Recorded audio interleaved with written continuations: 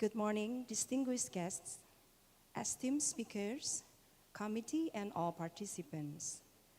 We are delighted to welcome you all to the 28th International Conference of Oriental O-COCOSDA, Oriental chapter of the International Committee for the Coordination and Standardization of Speech Database and Assessment Techniques.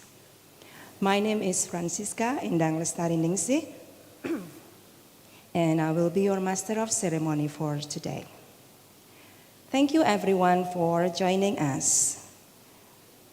This event is organized by Konsorsium Riset dan Inovasi Kecerdasan Artifisial, KORIKA, National Research and Innovation Agency, BRIN, Bina Nusantara University, Institut Teknologi Bandung, Telkom University, Monash University Indonesia, and Indonesian Association for Computational Linguistics. Ladies and gentlemen, for your information, the annual Oriental O-COCOSDA International Conference is the flagship event of O-COCOSDA.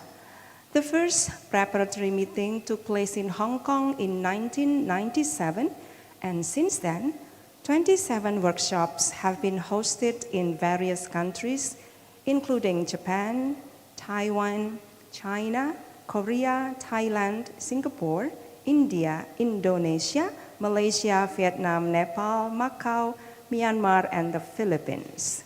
And this year, the 28th edition of the conference returns to Indonesia, specifically Yogyakarta, with Universitas Kristen Duta Wacana, UKDW, as the host. Ladies and gentlemen, before we begin, we would like to extend our sincere appreciation to our sponsors, whose generous support has made this event possible. This event is proudly sponsored by O-COCOSDA 2025, Universitas Kristen Duta Wacana, specifically Fakultas Teknologi Informasi, Kolaborasi Riset dan Inovasi Industri Kecerdasan Artifisial Indonesia, KORIKA, Indonesia Section Computer Society Chapter, Indonesia Association for Computational Linguistics, Arcadia Computing Innovation, GLARE, and PT GoTo, Gojek Tokopedia Tbk. We are truly grateful for their contribution and commitment to the success of today's program. Now, ladies and gentlemen, please rise to sing the Indonesian national anthem, Indonesia Raya.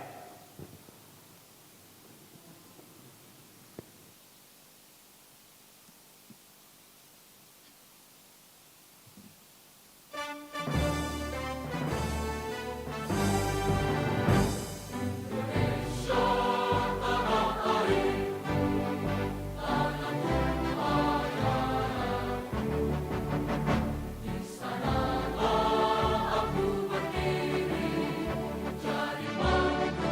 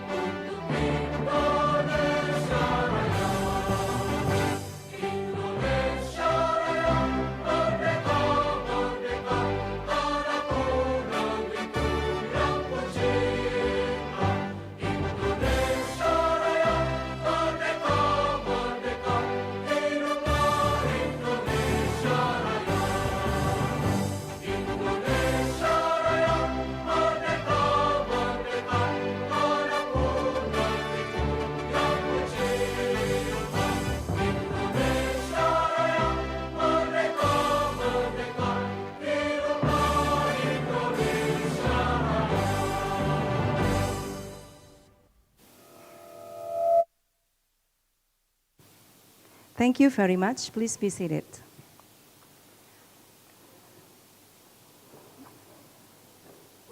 Ladies and gentlemen, as we begin today's event, let us take a moment to invite blessings upon us. We invite Dr. Umi Proboyekti Eskom, MLIS, to lead the opening prayer. Good morning.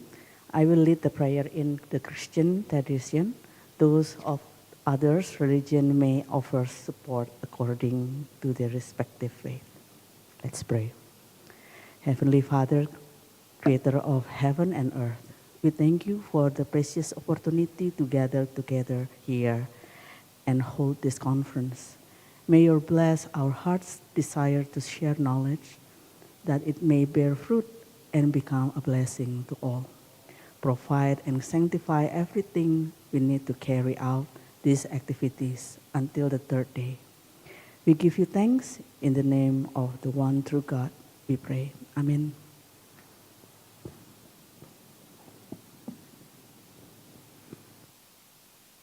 Now, we are going to watch an incredible dance performance by Keluarga Besar Mahasiswa Jawa called Tari Lengger Banyumasan. This dance is a traditional art form originating from the Banyumas region in Middle Java and has been designated as an intangible cultural heritage of Indonesia. Like the Lengger dancer in motion, life is a dynamic harmony.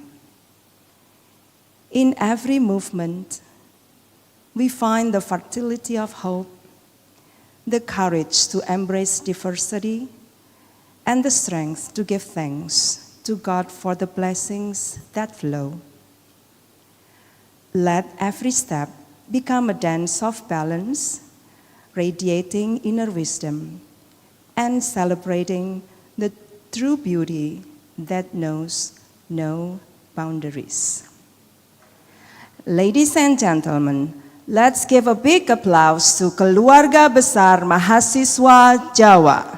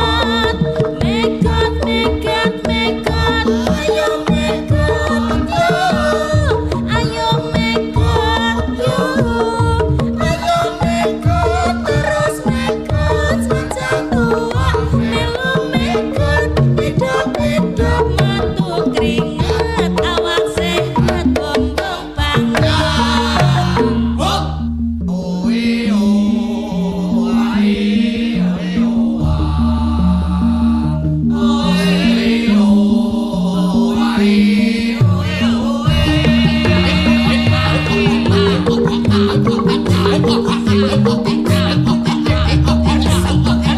again, a big applause to keluarga mahasiswa Jawa.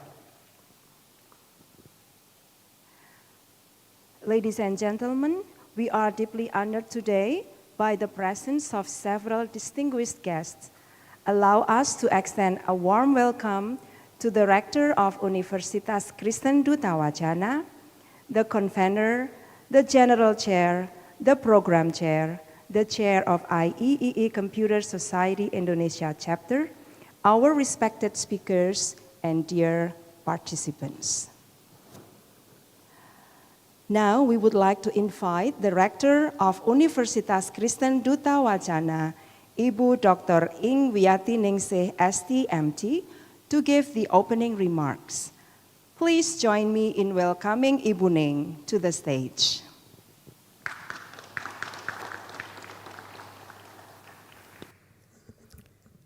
Thank you very much. Good morning, ladies and gentlemen. Distinguished guests, Honorable Convener, General Chair, Program Chair, Chair of IEEE Computer Society Indonesia Chapter, and esteemed keynote speakers, Professor Dr. Suyanto STMSC, Dr. Nancy F. Chen, and all presenters, participants, colleagues, and friends coming from various partners countries. Welcome to UKDW Yogyakarta. It is my great pleasure to welcome you all to the 28th International Conference of Oriental O-COCOSDA 2025, hosted by Universitas Kristen Duta Wacana here in Yogyakarta, Indonesia. We are deeply honored to host this significant international conference that gathers researchers, scholars, and practitioners in the field of speech, language, and communication technologies. Your presence here reflects our shared commitment to advancing human communication through innovation, collaboration, and cultural understanding.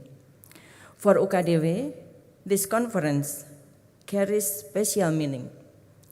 It aligns closely with our vision to become a sustainable entrepreneurial research university that we call it as SERU. We integrate sustainability, creativity, and scientific inquiry to generate meaningful impact to our society. We believe that technology is not only about machines or data. It is about people. It is about voices and understanding. The work of Oriental O-COCOSDA in developing speech and language resources for diverse communities contributes to a more inclusive, accessible, and connected world. This conference also opens valuable collaboration opportunities involving faculty and students in joint research, academic exchange, and interdisciplinary innovation. We hope that the dialogues and partnership from here will continue to grow into projects that strengthen our collaboration in the future. On behalf of Universitas Kristen Duta Wacana, I warmly welcome all of you to this conference and also to Yogyakarta, the cultural, the unique, the creative city. So may this conference will fulfill with inspiring and memorable, and after that I hope that we can join together, we work together, not only for this workshop and conference, but it will be continuing in the next future. Thank you very much, enjoying the discussion, enjoying the workshop, and all will be a memory, the good memory for us here in UKDW Yogyakarta. Thank you. God bless all us. Thank you very much, Ibu Ning, for the inspiring words. Next, we will have the second opening speech, which will be delivered by the convener, Professor Sakriani Sakti. We kindly invite Professor Sakriani Sakti to deliver the speech. Please give a warm round of applause. Good morning, everyone, dear distinguished colleagues, representative members, and all participants. Let me offer you the warmest welcome to Oriental COCOSDA 2025. This year marks the 28th of International Conference of Oriental COCOSDA, the Oriental chapter of the International Coordinating Committee on Speech Database and Speech I/O System and Assessment. We are pleased to organize Oriental COCOSDA 2025 in Yogyakarta, Indonesia, in an in-person format, allowing participants to fully experience and engage with the event and in warm collaborative Asian family atmosphere. Oriental COCOSDA, as a long-standing organization, has annual meetings continue since 1998 and making Oriental COCOSDA one of the most active organizations in Asia. Following the Oriental COCOSDA Convention from the beginning, country regional representative member will present reports of activity updates each year. We invite you to attend the Oriental COCOSDA country and regional report session on the last day and stay informed of the latest development. All submitted papers have been peer-reviewed and the majority of accepted papers will be indexed of IEEE Explorer. Here, I would like to express my heartfelt thanks to the Honorary Chair, Professor Hammam Riza, the General Chair, Dr. Muhammad Teduh, and Associate Professor Restianto Dito, the Program Chair, Dr. Desi Puji Lestari, Dr. Ade Romadoni, Dr. Khalil Mukhtar, and Dr. Gloria Virginia, the Publication Chair, Dr. Dery Wijaya, Dian Isaini Nurul Afra, and Dr. Halim Budi Santoso, the Financial Chair, Dr. Ari Ardianti, the Sponsorship Chair, Lukman Nasir, the Local Arrangement Chair, Dr. Antonius Rahmat Krismanto, the Publicity Chair, Dini Fronitasari, Lucia Dwi Krisnawati, and Rahmat Abdul Ramadan, the Secretary, Christine Cecilia Munte, the Webmaster, Siska Pebiana, and all members of the program committee. Last but not least, I would like to extend special thanks to Professor Fort Lumban Gaul, the representative of the IEEE Indonesian Section Computer Society chapter, for his kind support in facilitating the conference and the IEEE proceeding. The dedication and teamwork of everyone acknowledged above have been instrumental in the success of Oriental COCOSDA 2025. We deeply appreciate your commitment and effort in ensuring a memorable and enriching experience for all participants. Thank you for your outstanding contribution. I would like also to extend my deepest gratitude to our host, the Collaboration Research and Industrial Innovation in AI, CORICA, and the Faculty of Information Technology, Universitas Kristen Duta Wacana, as well as to our sponsor for their generous support of Oriental COCOSDA 2025. Special thanks to Glare AI, Goto, Arcadia, in the IEEE Indonesian Section Computer Society chapter, and the Indonesia Association for Computational Linguistics. We are truly grateful for your commitment and support. Thank you for being a vital part of this event. As the Oriental COCOSDA convener, it has been both an honor and privilege to serve this community. We will, of course, continue the proud tradition of making COCOSDA one of the most active organizations while also working to further strengthen and expand connection within the Asian community. Let us use this special moment to share our knowledge and experience, to discuss, and hopefully to collaborate. I wish you a fruitful conference. Thank you. Thank you very much, Prof. Distinguished guests, ladies and gentlemen, we have now heard the second opening speech, which has truly set the tone for today's event. To continue, it is our great honor to proceed to the third opening speech. This address will be delivered by the General Chair, Dr. Muhammad Teduh. We kindly invite him to deliver the speech.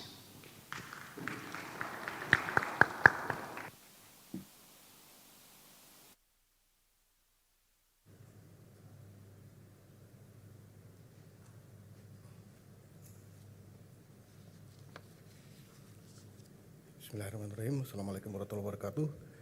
Selamat pagi.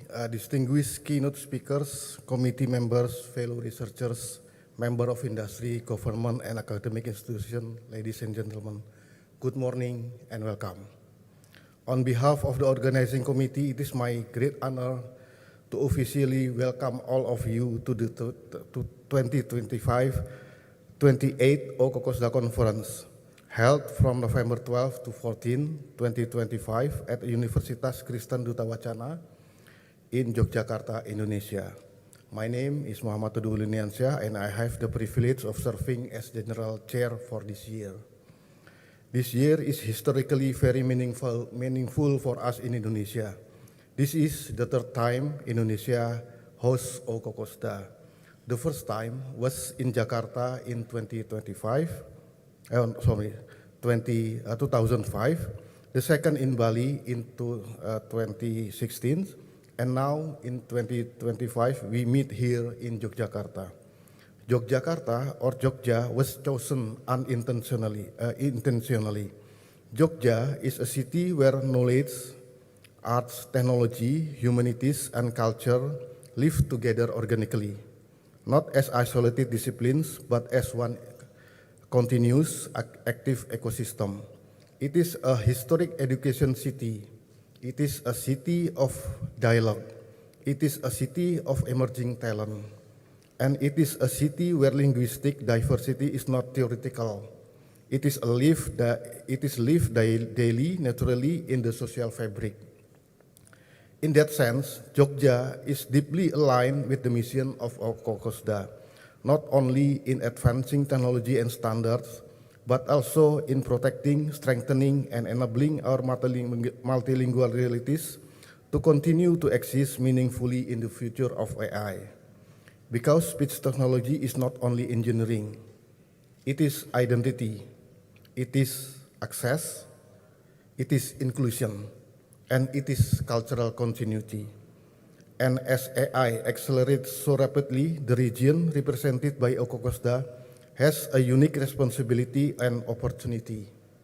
We must ensure multilinguality, low-resource languages, diverse dialects, and cultural nuances are not lost or flattened, but are designed into the next generation of speech technology. This year, we again bring researchers, practitioners, policy thinkers, and industry innovators together, not only to publish papers, but to negotiate what standards, what principles, and what values we want to embed for the next decade of speech AI in Asia. I would like to express our sincere appreciation to all supporting institutions that made this conference possible.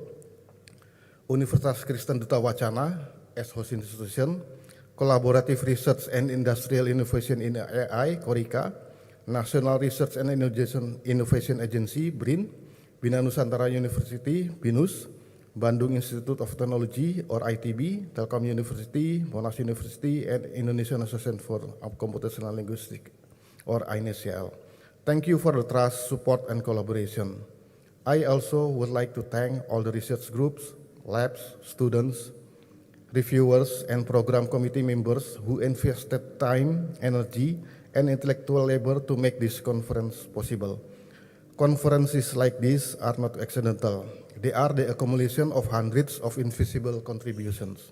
So as we begin O-COCOSDA 2025, my hope is that we allow this conference to be a place for rigorous discussion, but also a place of imagination, where we collectively define what responsible, inclusive, and future-proof multilingual speech AI in Asia should look like. With that, I officially welcome you all to O-COCOSDA 2025. Thank you very much, and please enjoy the conference and your time here in Yogyakarta. Thank you. Thank you very much, Bapak Teduh. Ladies and gentlemen, we shall now continue with the next speech. It is our privilege to invite Dr. Desi Puji Lestari, the program chair of this event, deliver the address. Please welcome her with a warm round of applause.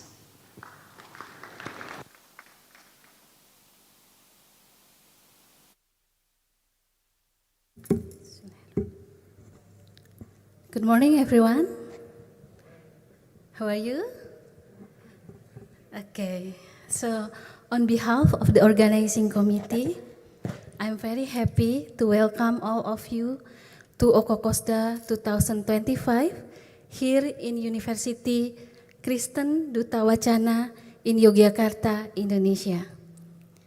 I'm very happy to see many of you, friends, colleagues, and also professor joining us today. We hope that you enjoy Yogyakarta. So this conference, as mentioned before, is proudly organized by Korika, BRIN, Binus University, Telkom University, Institut Teknologi Bandung, and of course, this host today, and also Indonesian National Computational Linguistic Association. We also have support from many institutions, for example, from Glare AI, Arcavidia, and also GoTo. We thank all partners for the contribution and also for the support. So for many years, O-COCOSDA has been our platform to share ideas, insight, and also to boost the collaboration between many researchers in Asia and beyond in the speech and language technology processing. And for this year, we accept 79 papers, and after careful review, and 58 of the papers were accepted. From that 58, we have 52 papers will be submitted to the IEEE Explore, and the rest will appear in the O-COCOSDA proceeding. So we are very honored also to have two excellent keynotes, Professor Suyanto and Dr. Nancy Sen, and we hope that you will enjoy for this conference 7 oral sessions and 2 poster sessions, and also country representative session. So beside the conference, we also hope that you will take time to enjoy the beautiful city of Yogyakarta. Once again, thank you and welcome to O-COCOSDA 2025. Thank you very much, Ibu Desi. Ladies and gentlemen, it is our great honor to proceed to the last opening speech. I promise this will be the last opening speech. This address will be delivered by the chair of IEEE Computer Society Indonesia Chapter, Professor Dr. Insinyur Fort Lumban Gaul SSI MCom SMIEEE, whose presence truly adds significance to our gathering today. We kindly invite him to deliver the speech. Please join me offering a warm round of applause. Okay, thank you so much. Very good evening, good morning, ladies and gentlemen. My name is Fort Lumbangal.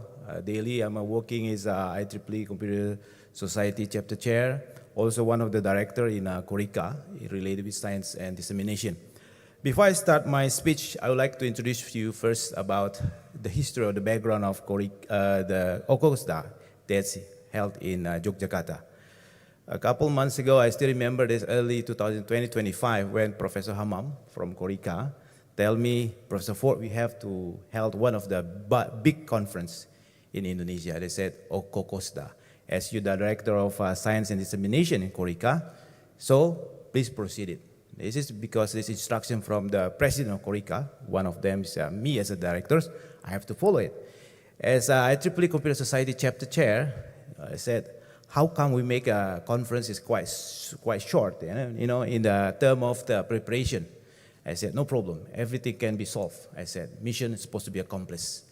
So I talked this a lot with Dr. Teguh and of course Professor Sakti and all of the committee, and this today we have a conference in O-COCOSDA.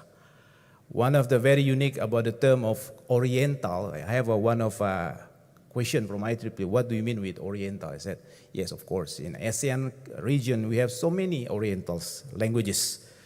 If you look at Indonesia, we have more than 300 ethnics. One of the choices that Professor Hama mentioned to me why we choose Jogja is because Jogja is the oriental area. If you are in here, I look at that, you will find a lot of kind of experiences about oriental here, tradition, even languages. We have so many kind of rich languages in here. I look at some of participants from Japan, Korea, Taiwan, and some others. There's kind of friends because I'm a visiting professor in Tokyo Metropolitan University. So I'm quite kind of meet so many friends, colleges in here from many, many countries, from oriental countries. And of course, ladies and gentlemen, hope you enjoy for this O-COCOSDA.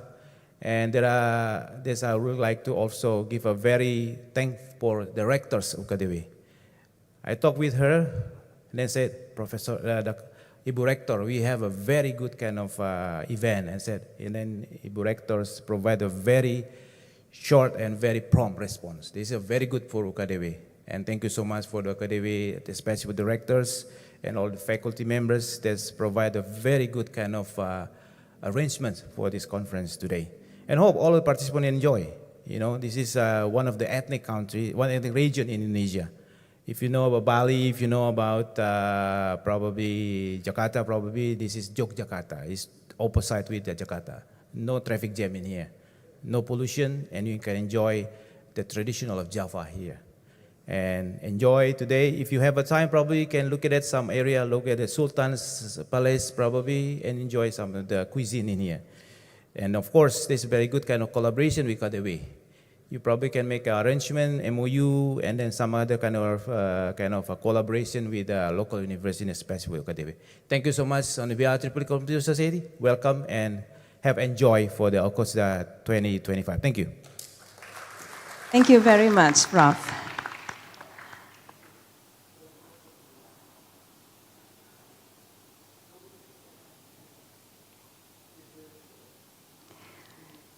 Distinguished ladies and gentlemen, the moment we have all been waiting for has arrived.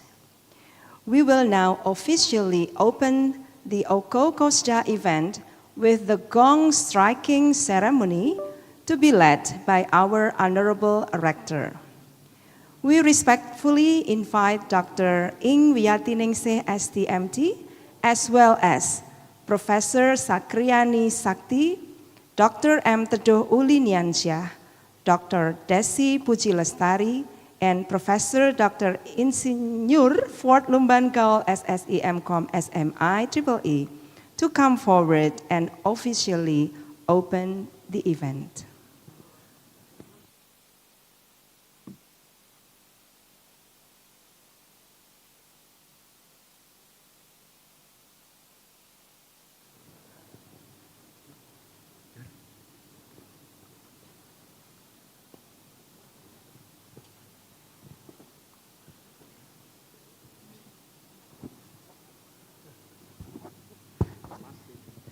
Yes. By grace of God, I hereby declare the 28th International Conference O-COCOSDA 2025 officially open.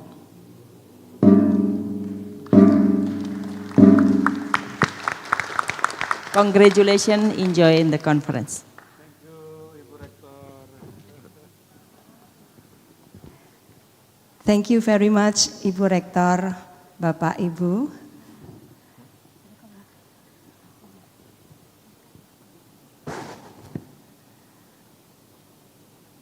Ladies and gentlemen, we will now proceed to the first keynote speaker.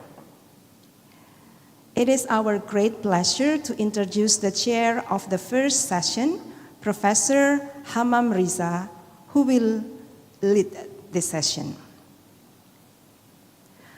Professor Dr. Hamam Riza holds a doctorate in electrical engineering, cum laude, from the Bandung Institute of Technology, with research conducted at the Computing Research Laboratory NMSU, USA, a Master of Science in Computer Science from the University of Kentucky, USA, and a bachelor's degree in electrical engineering, majoring in electronics and control system from ITB. He is a professor at AI at Syah Kuala University, Banda Aceh, Indonesia. Previously, he served as the head of BPPT, Deputy for Information Technology, Energy and Materials at BPPT, Chief Information Officer and Director of the ICT Center. He was responsible for the application of technology innovations to various ministries and government agencies in Indonesia, as well as global research institutions.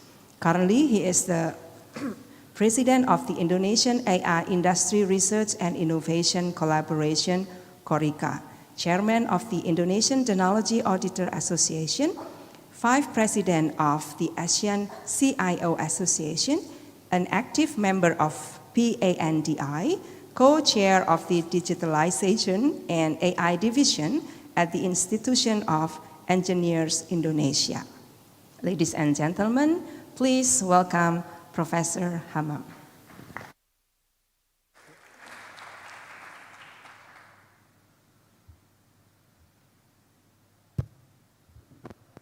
Greetings. Assalamualaikum warahmatullahi wabarakatuh. A very good morning to all of you. It is a really great honor to welcome you all to this very exciting first keynote speech that will be delivered by Professor Suyanto. And Professor Suyanto will be speaking on this panel on linguistics, language, and technology as at the very distinguished event, Oriental COCOSDA. So I just would like to give you a very brief opening welcome to the first keynote speaker. Let me ask Professor Suyanto to come in and please show his CV.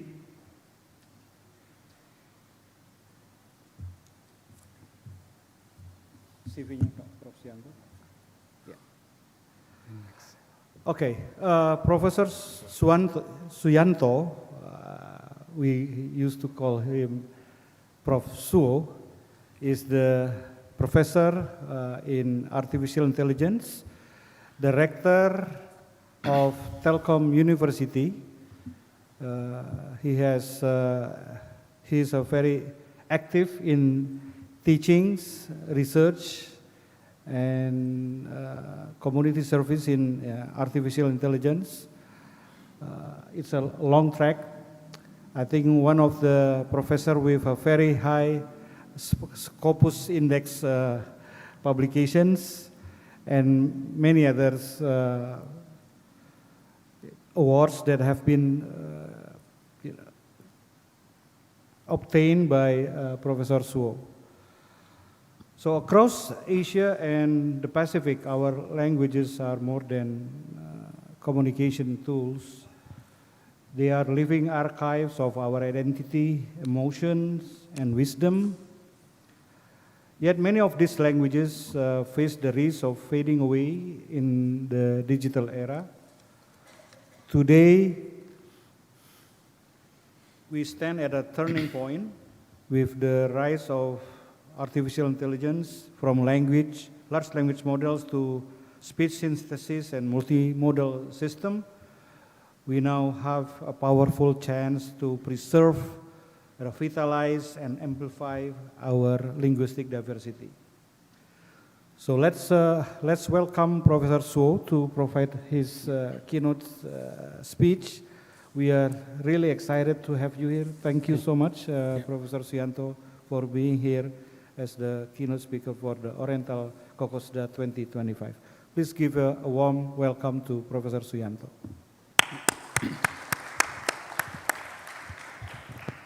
Okay, Assalamualaikum warahmatullahi wabarakatuh. Berdiri di sana. Sini aja nggak apa-apa. Okay.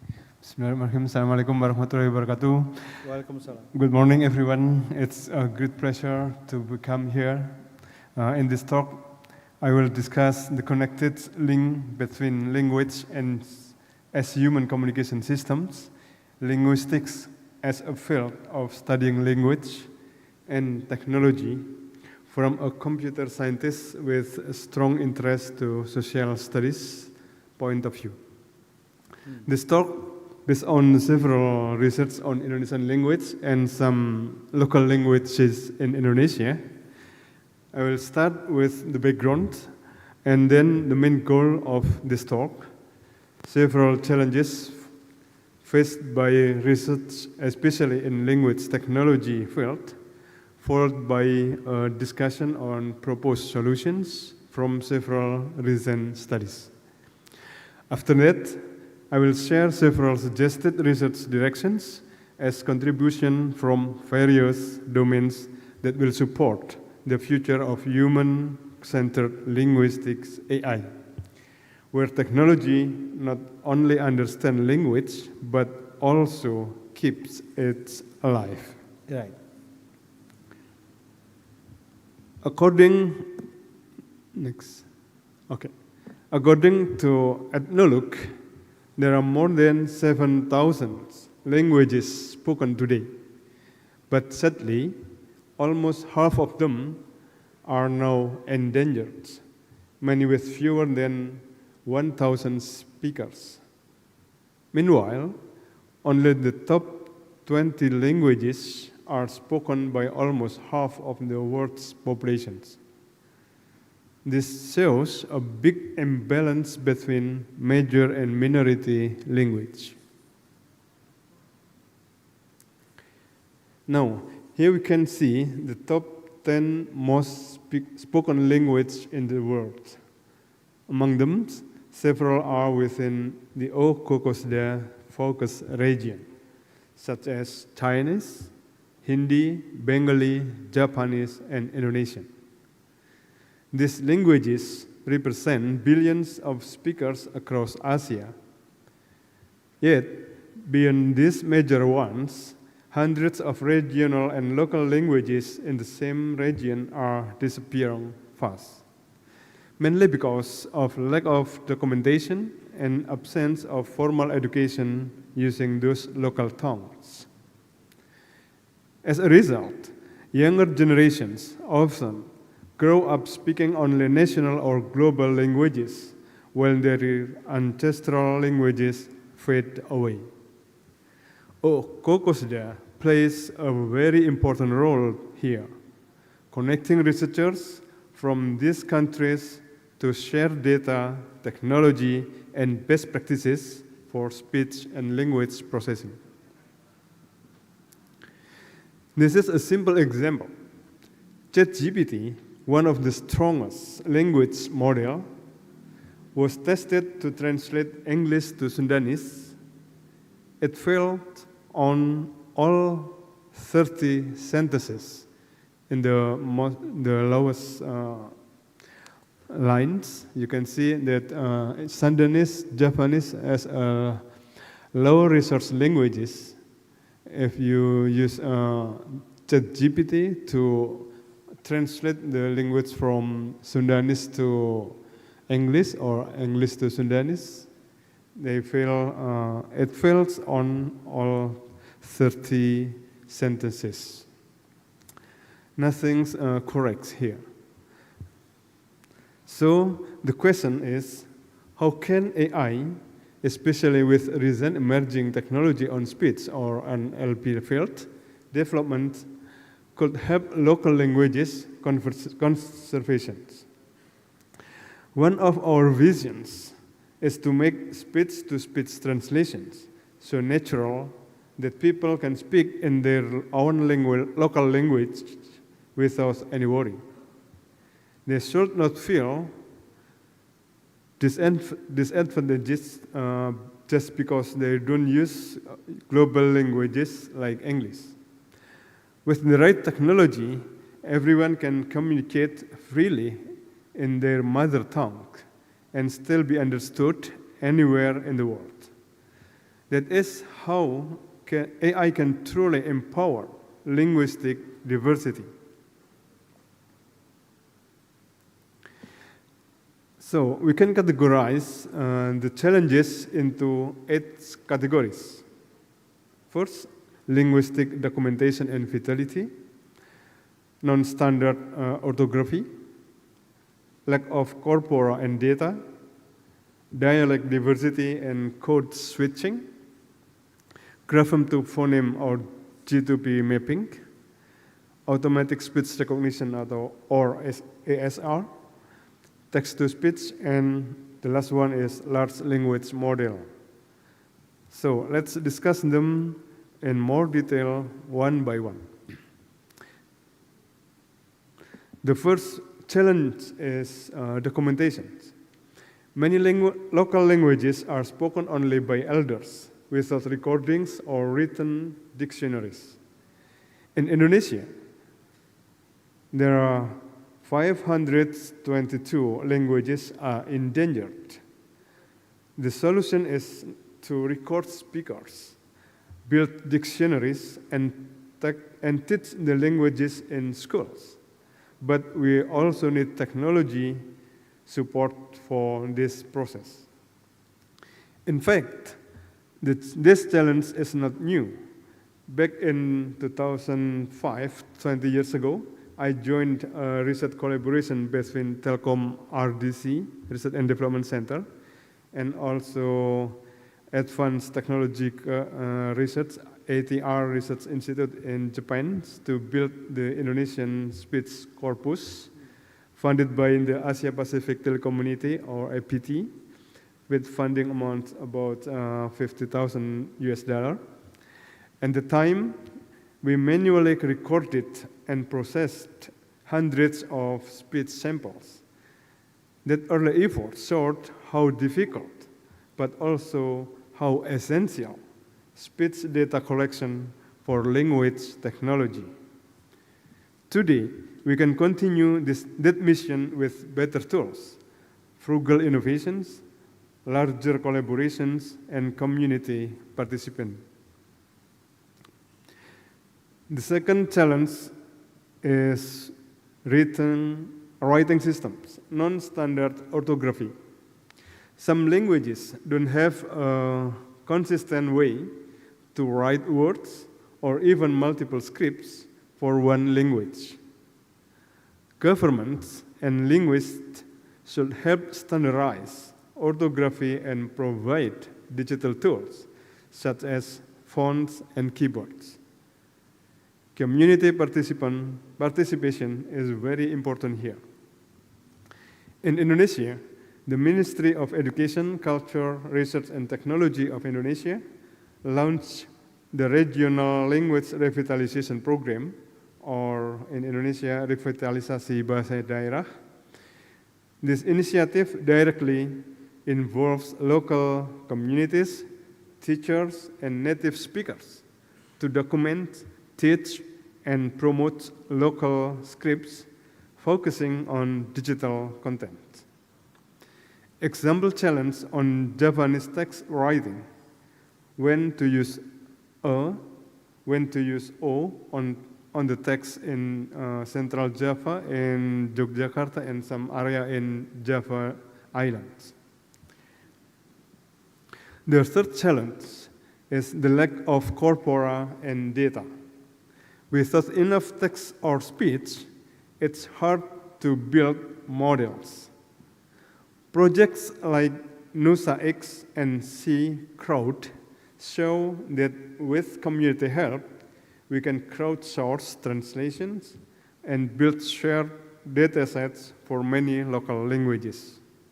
This is a big step forward.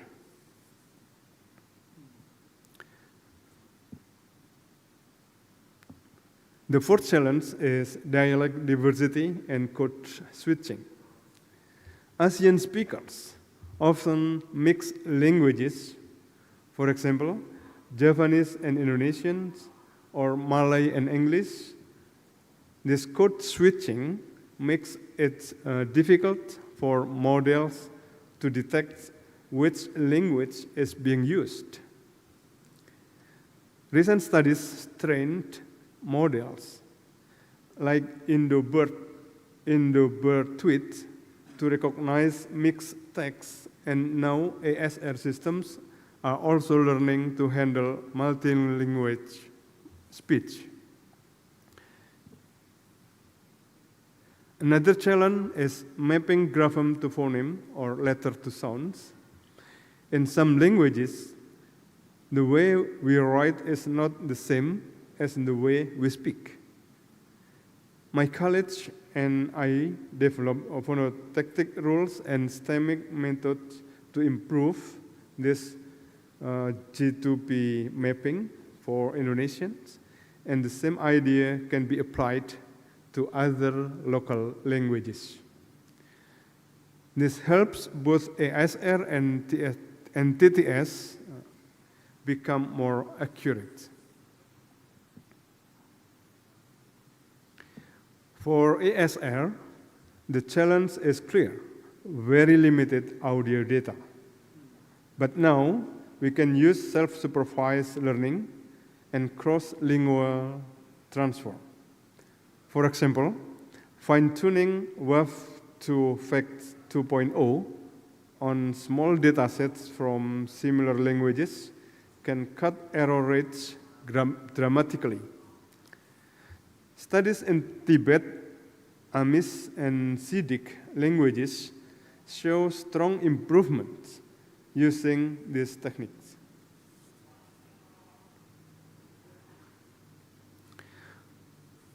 For speech synthesis, we face similar problems: not enough recorded voices. Transfer learning again helps. Models trained in Indonesian can be adapted to Javanese or Sundanese using only a few hours of speech. Hierarchical transfer and multi-speaker models make the voice sound more natural and expressive. And finally, the large language models, LLMs. Models like GPT or Gemini are powerful, but they still struggle with our local languages. That's why regional researchers are now developing their own, such as Compass, Cendol, and Sailor 2, all trained on Southeast Asian data. These localized models better capture our words, context, and cultures, making AI more inclusive for this region. It's a strong and inspiring regional movement toward linguistics equality in AI. So here we will look at different research domains that contribute to strengthening local language technologies. Its domains plays a unique role, from linguistics, documentation, and NLP to speech technology and AI ethics. We will see how these areas connect and what research directions we can take to make real impact. The goal is to identify where researchers can contribute, how each domain supports local language revitalizations, and what innovations are still needed. For example, in data creation, model adaptations, and community engagement.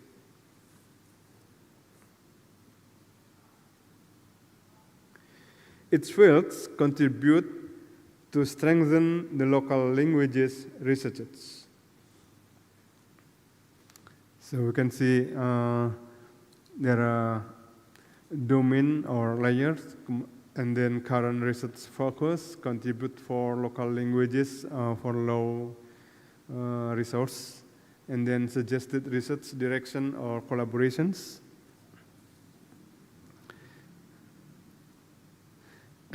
Collecting real data is expensive, but now AI can help us create synthetic data generated automatically by models.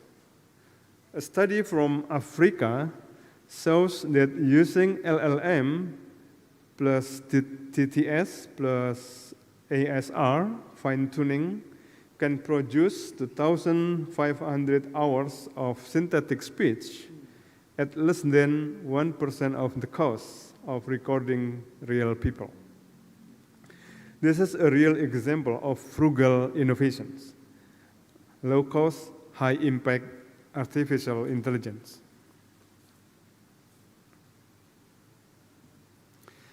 Looking ahead, future research trends show a strong shift towards technology-enabled language revitalizations. The focus is no longer only on building models, but on creating sustainable ecosystems where technology, linguistics, and communities work together. First, we see the rise of community-in-the-loop dataset creations. Many new initiatives involve local speakers as contributors and validators, like in Mozilla Common Voice or Africa NLP. The goal is not just to gather massive data, but also to ensure ethical representation and to preserve cultural identity in every dataset. Second, human-AI collaborative curation. Large language models can assist in tasks such as data cleaning, transliteration, and tagging, yet the results must still be verified by linguists and native speakers. One important research direction here is explainable large language model assisted annotations, enabling transparency and human oversight throughout the process. And the last one, socio-technical integration. Language revitalizations can only succeed through interdisciplinary collaborations, combining linguistics, anthropology, education, and AI ethics.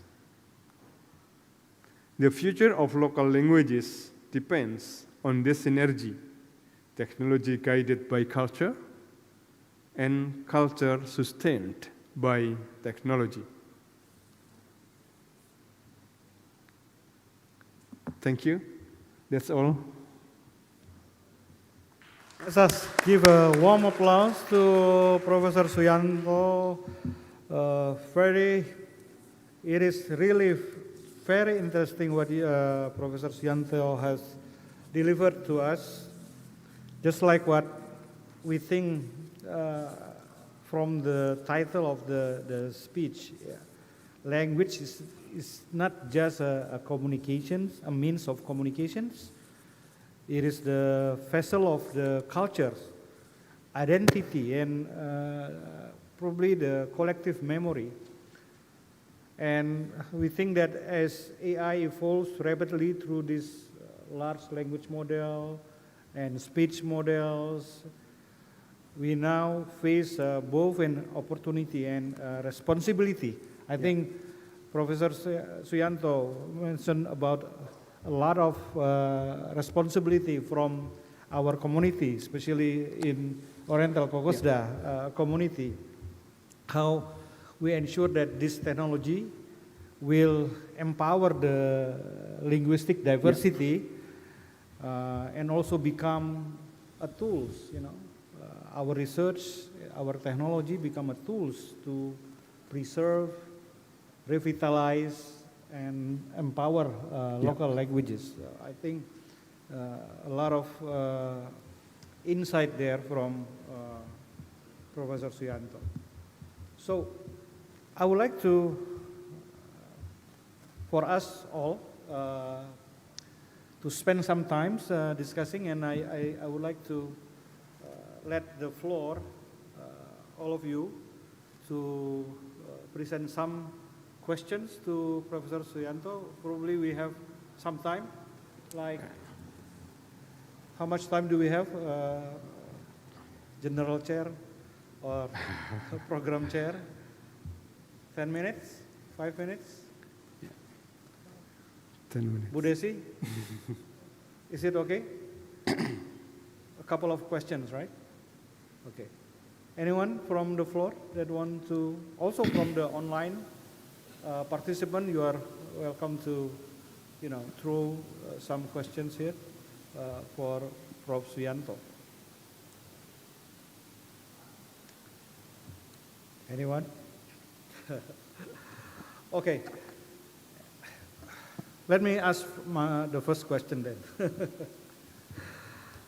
So, Prof. Suo, with the rise of this LLM, with the speech model, you mentioned about several challenges in your speech, and we think that a lot of AI tools now are being developed, so we can leverage not only to document but to also to sustain the low resource languages, right?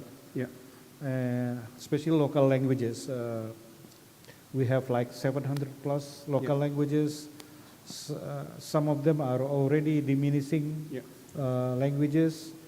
Probably that you mentioned in your slide, there is only 20 biggest language in the world, and probably none of them are our local languages, certainly, right?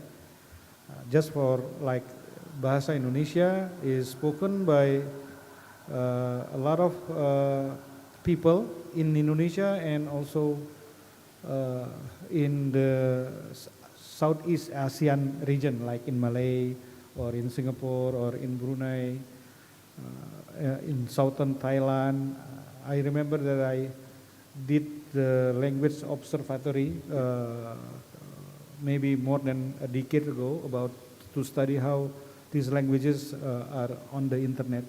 So from what you have discussed and delivered during the speech, how we ensure that this model that we are going to develop can capture the culture and contextual nuance beyond just translation. Like for example, the NLP is we are doing machine translation, sentiment analysis, and many other things. How do you see if we can try to focus and group together the researchers within the Oriental COCOSDA community, Professor Suyanto? Okay, good questions. Thank you, Prof. Hamam.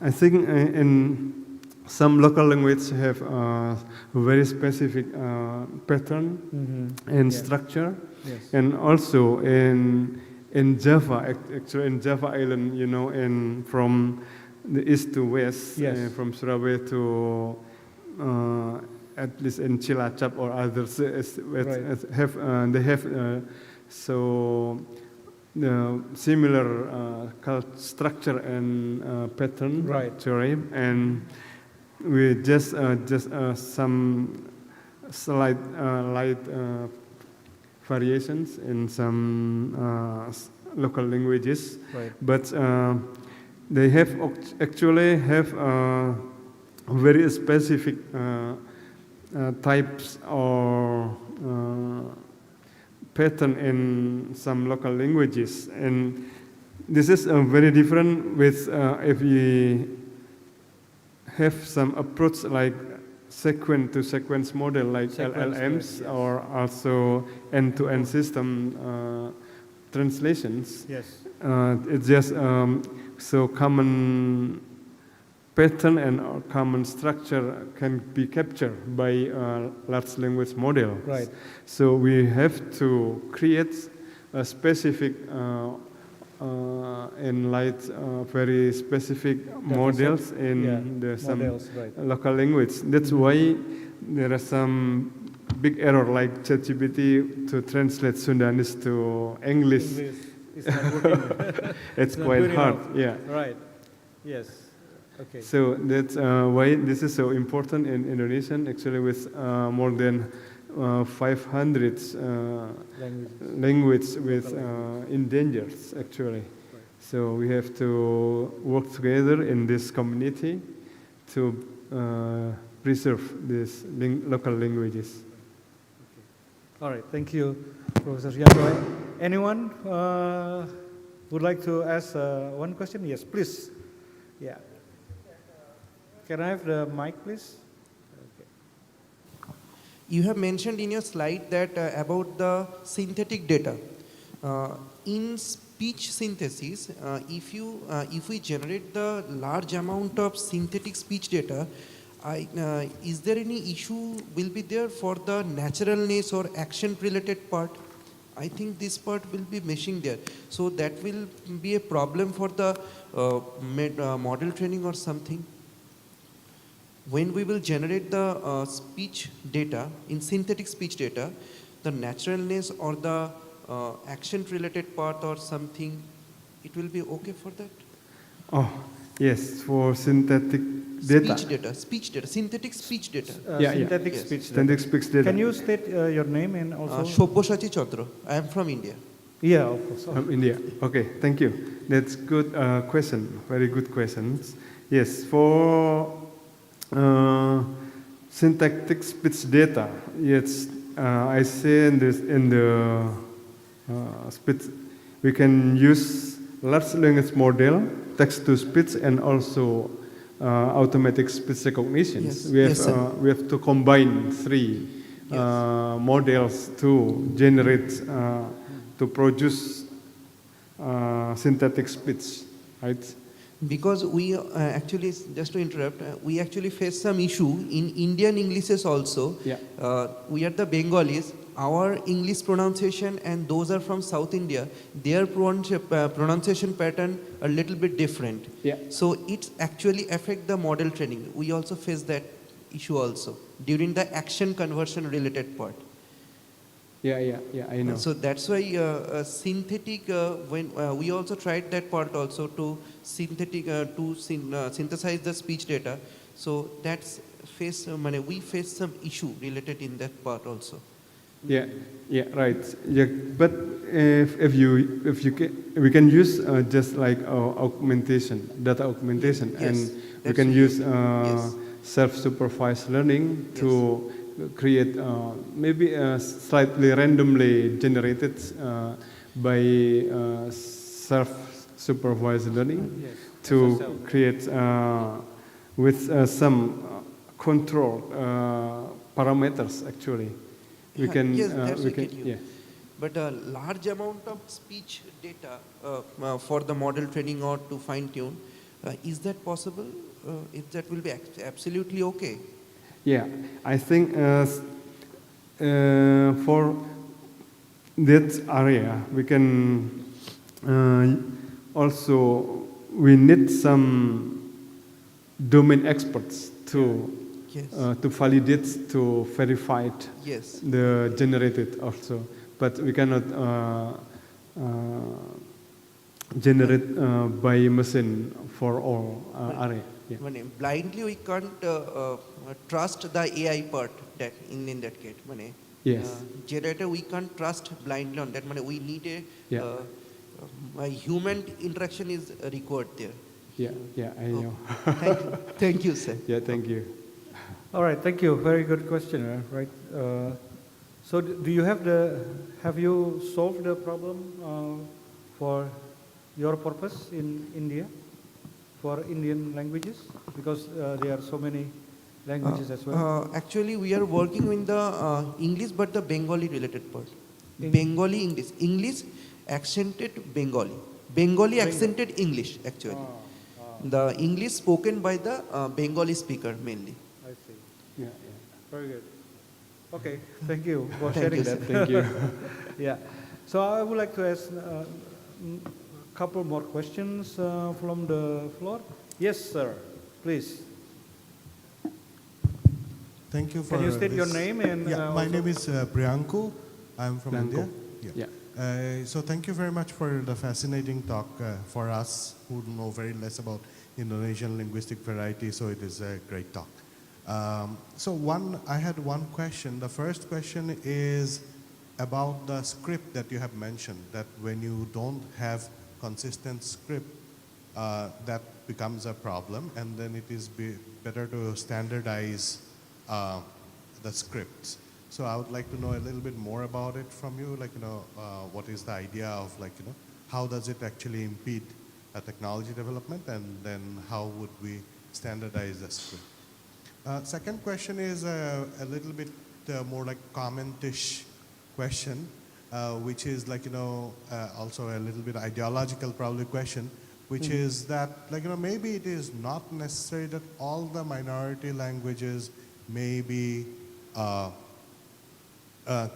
need to be at the ChatGPT level. Right. Right. For many of the minority level languages, probably we might only have some language technology tools for them, whereas the super straight languages that they're using, in this case, like in case of Indonesia, let's say Indonesian, where they can access like other information which are like AI based or like ChatGPT large language model based. So I would like to know your opinion about the second question. The first question is about the script consistency or standardization. Second is about having different sets of language technology for different languages. Thank you.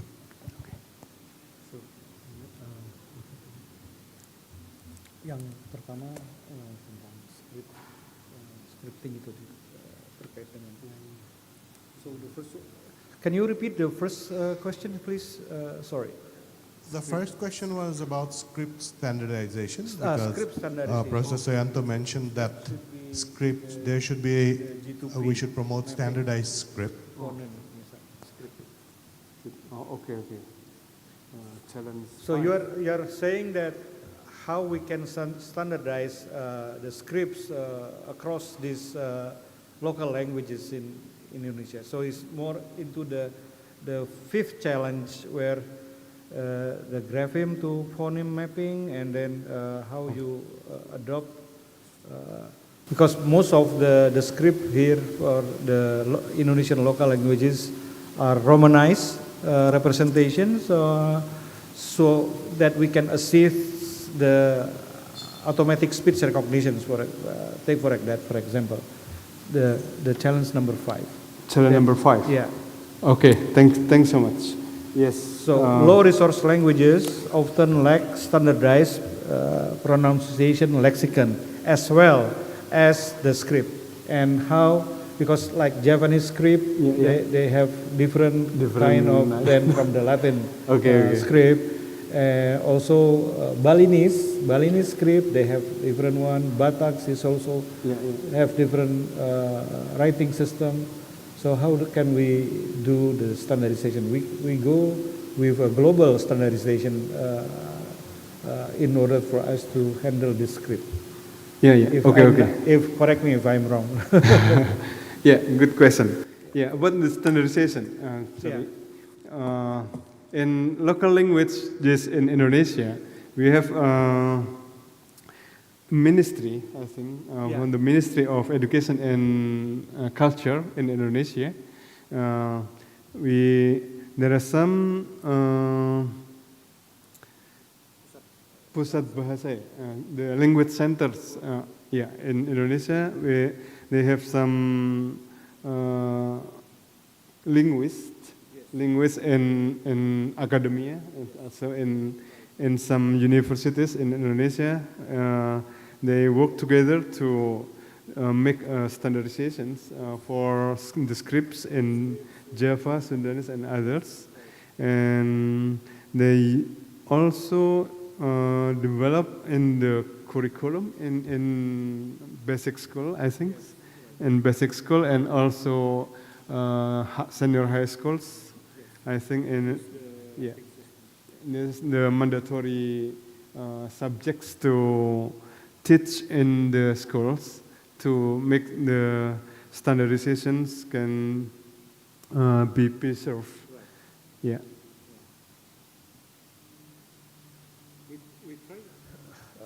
Just to add to what Professor Suyanto was saying, is that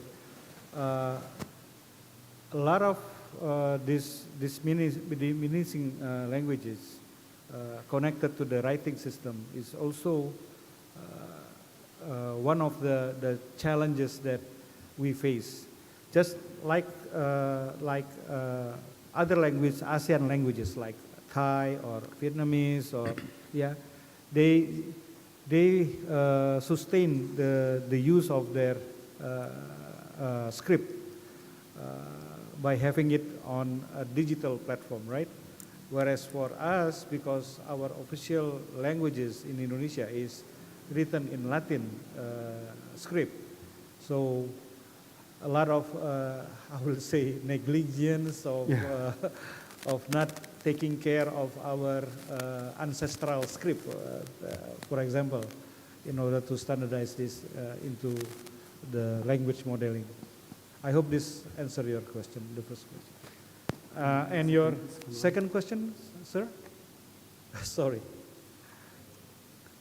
So I was saying that, like, what about not taking all languages at this point of time to the, the level of ChatGPT, but function-wise defining, let's say for the low-resource languages, maybe they require language technology to certain limited functions, whereas search and let's say knowledge-based search, etc., can be performed in a super straight language.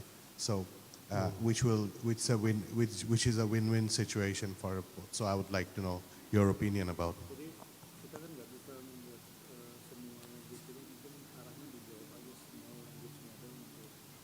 Oh, yeah, okay. Yes, actually, LLMs is developed using stochastic models, with just find the maximum probability to mix. It means that the common knowledge will be the right one to select as the outputs. So if we use LLM or sequence-to-sequence model for small data, or even for small local language with low resources, I think that's the challenge. We can use light models to learn the low resource languages, I think, but maybe special data sets, I think, special data sets for the small resource or low resource low resources, I think. Yes. With our own models. Yeah, I think that's, we can use just like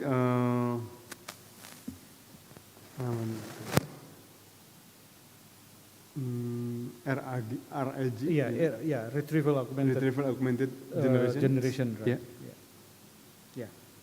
I think that there you show this as a challenge number 8 in your slides about large language models. That because if you try to put, just like what you said, we try to put everything into the large language model and try to put all these local languages to the to the level of ChatGPT is not, I think, a realistic way of developing this. So we need to, how do you say this?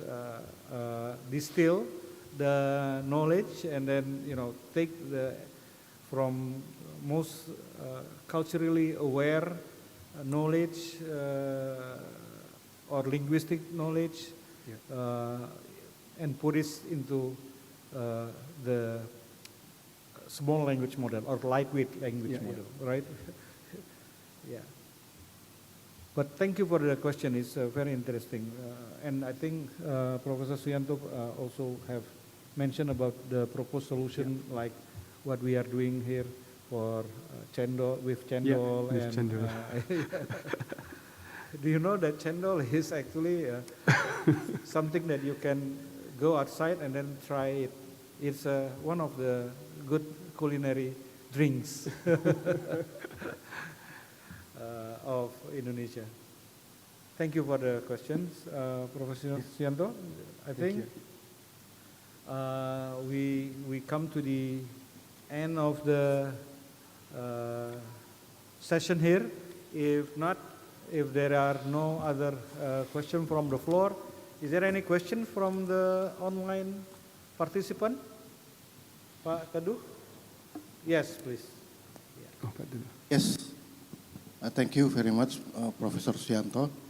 We researchers at BRIN is planning to build a framework using LLM and combine it with multiple meta-heuristic algorithm. For instance, we combine textual and speech data to recognize emotion. Yeah. But we are planning to use binary artificial hummingbird algorithm to select the feature, and goose algorithm for hyperparameter tuning, and lastly Komodo melipir for the late fusion. I would like to hear your opinion about using Komodo melipir for the late fusion. Thank you. Okay, thank you, Pak Teduh. Yeah, Pak Teduh. Thank you so much. Yeah, that's so interesting idea to develop your own local large language models with optimizing by meta-heuristic algorithms and also Komodo melipir algorithms KMA to optimize the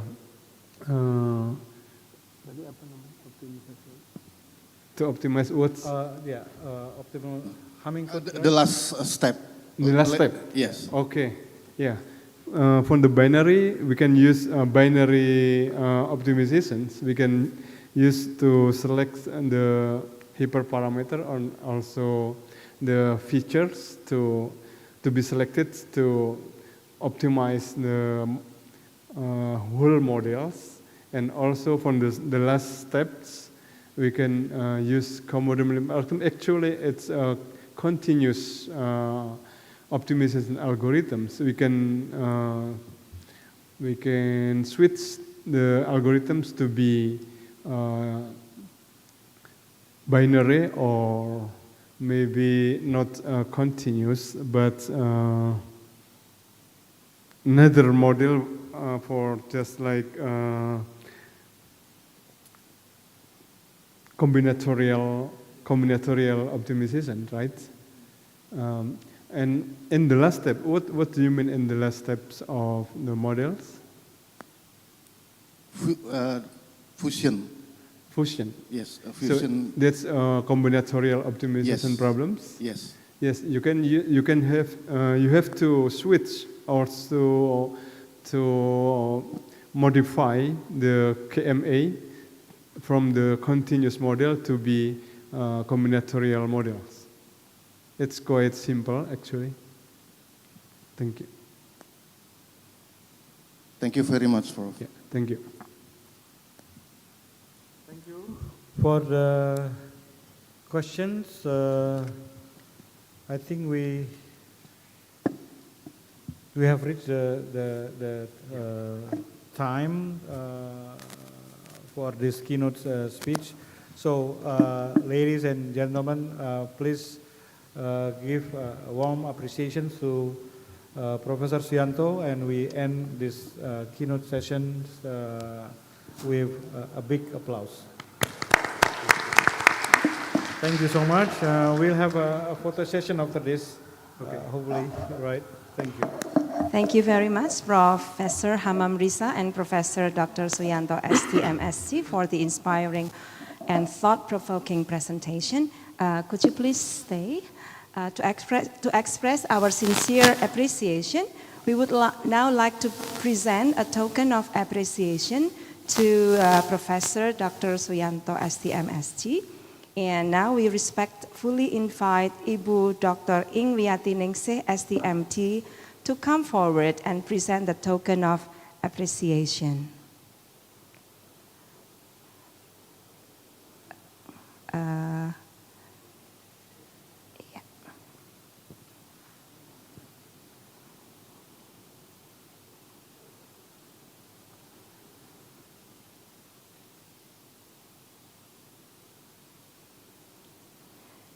Ladies and gentlemen, please join me in giving them a warm round of applause.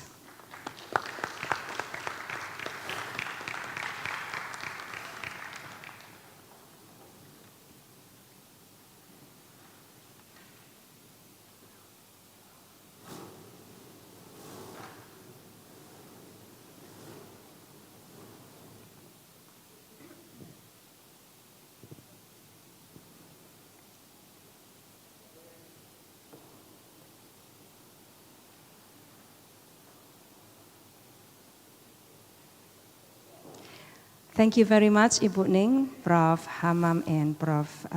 Suyanto. Ladies and gentlemen, we are about... Oh.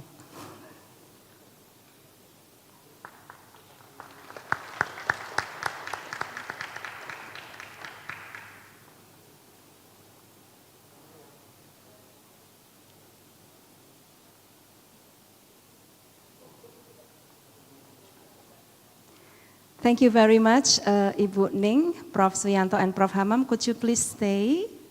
We are about to have the coffee break, but before that, at this moment, we kindly invite everyone to join us for a brief photo session.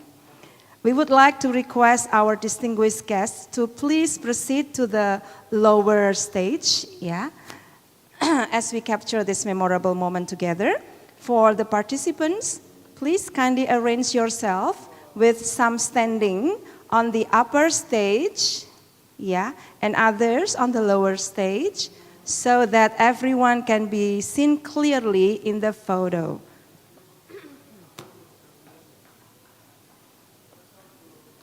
Everyone, please join us for the photo session. Bu Ning, Pak Suyanto, perhaps stand on the lower stage there. Yeah. Bawah. Yes. Okay. Prof. Ford. Yeah, stand up, the upper stage. The participants, could you please stand up on the upper stage? Yes. And arrange yourself so everyone can be seen.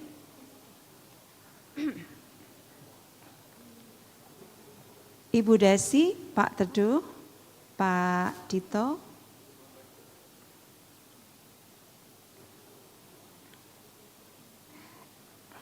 Yeah, perhaps can be here. Yes.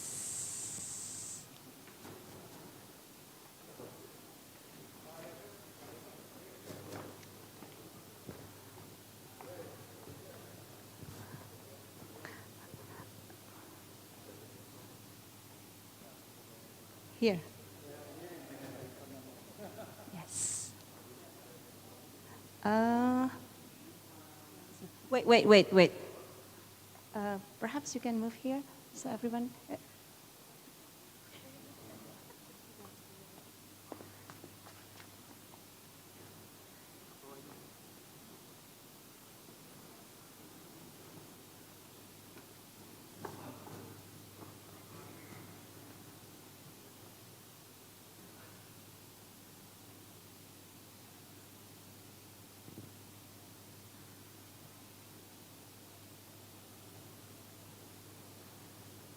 Please count down so they are ready.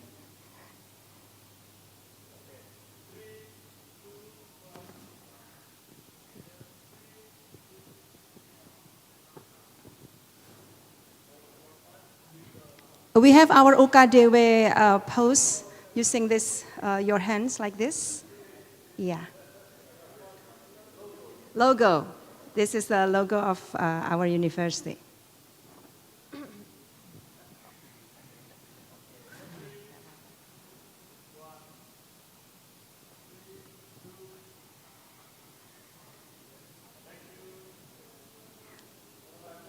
Thank you for your cooperation, and let us take a moment to commemorate this wonderful event, all right? Well, ladies and gentlemen,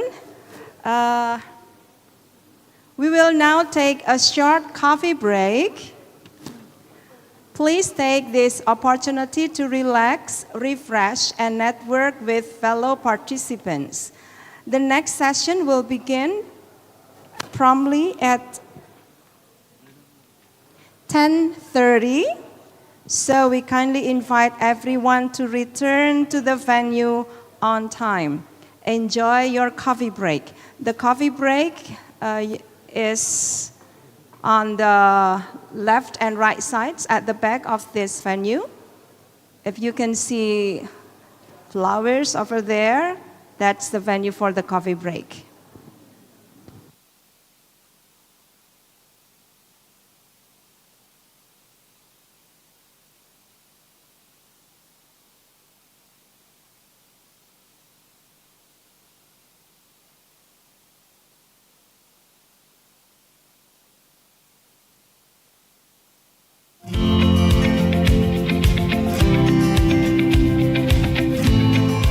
Education and science for humanity lay the foundation for a more inclusive and equitable world. Empowerment to lead and serve with excellence on a global scale. Universitas Kristen Duta Wacana, where history meets innovation, diversity drives excellence, and faith nurtures integrity.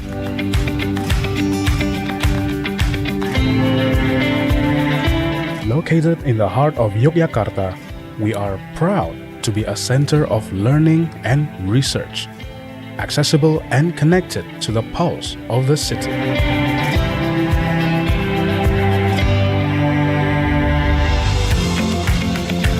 With over 4,000 students from across Indonesia, we embrace our rich diversity, making our university a melting pot of identities, cultures, and experiences. Founded in 1962 as a school of theology, we have grown into a university in 1985. Our journey reflects the strength of our historical roots and vision for a brighter future. As a sustainable entrepreneurial research university, we focus on creating solutions, nurturing entrepreneurship, and advancing research that impacts society. Guided by faith, driven by integrity, and committed to excellence, Duta Wacana prepares graduates who are ready to serve the world.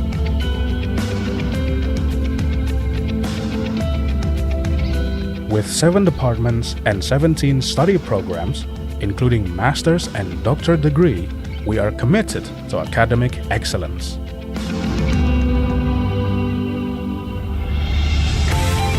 Our students aren't just learning, they are growing as leaders, innovators, and changemakers.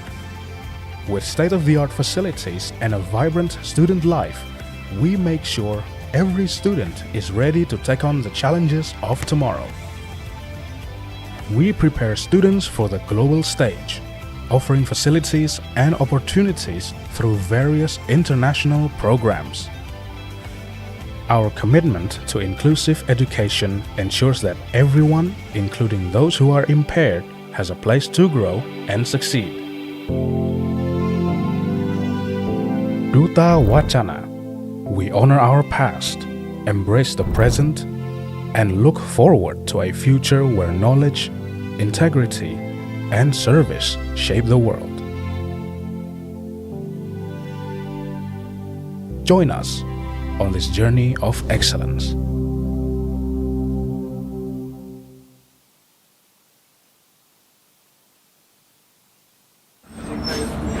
Jakarta, yuk, berangkat sekarang yuk, Jakarta yuk.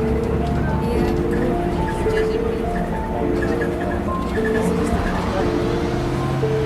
Hati-hati ya. Ibu baik-baik di rumah ya, Bu. Pamit ya. Selamat pagi, Bu. Selamat pagi, Mbak. Pagi, Pak. Ini adalah kisah kami tentang harapan dan mimpi akan sebuah tempat yang penuh kemajuan dan inovasi. Kami tak hanya menuliskan barisan kode dan coretan tanpa arti, tapi solusi nyata untuk berjuta kehidupan setiap hari. Dan ini bukan hanya soal membangun aplikasi, tapi membangun sebuah warisan. Dan kami bukan sekedar talenta. Kami adalah penulis masa depan. Kami percaya masa depan teknologi harus dikuasai negeri sendiri dan dibangun oleh anak bangsa yang berani bermimpi. Fokus untuk tenaga-tenaga ini handal di bidang science, technology, engineering, dan mathematics. Dan ini bukan sekedar tempat kami bekerja, tapi juga wadah untuk belajar dan membuka cakrawala dunia. Tempat kami menggantungkan harapan, memberi layanan, dan membangun jembatan masa depan. Karena inovasi tak hanya untuk hari ini, dan masa depan bukan soal garis tangan. Dan kami percaya kemajuan teknologi tak selalu tentang kecepatan, tapi juga soal keberpihakan.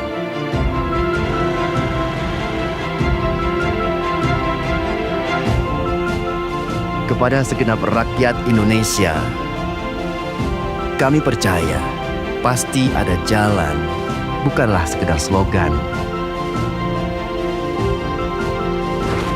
Dirgahayu Indonesiaku, dari kami, karya anak bangsa yang berjuang untuk Indonesia.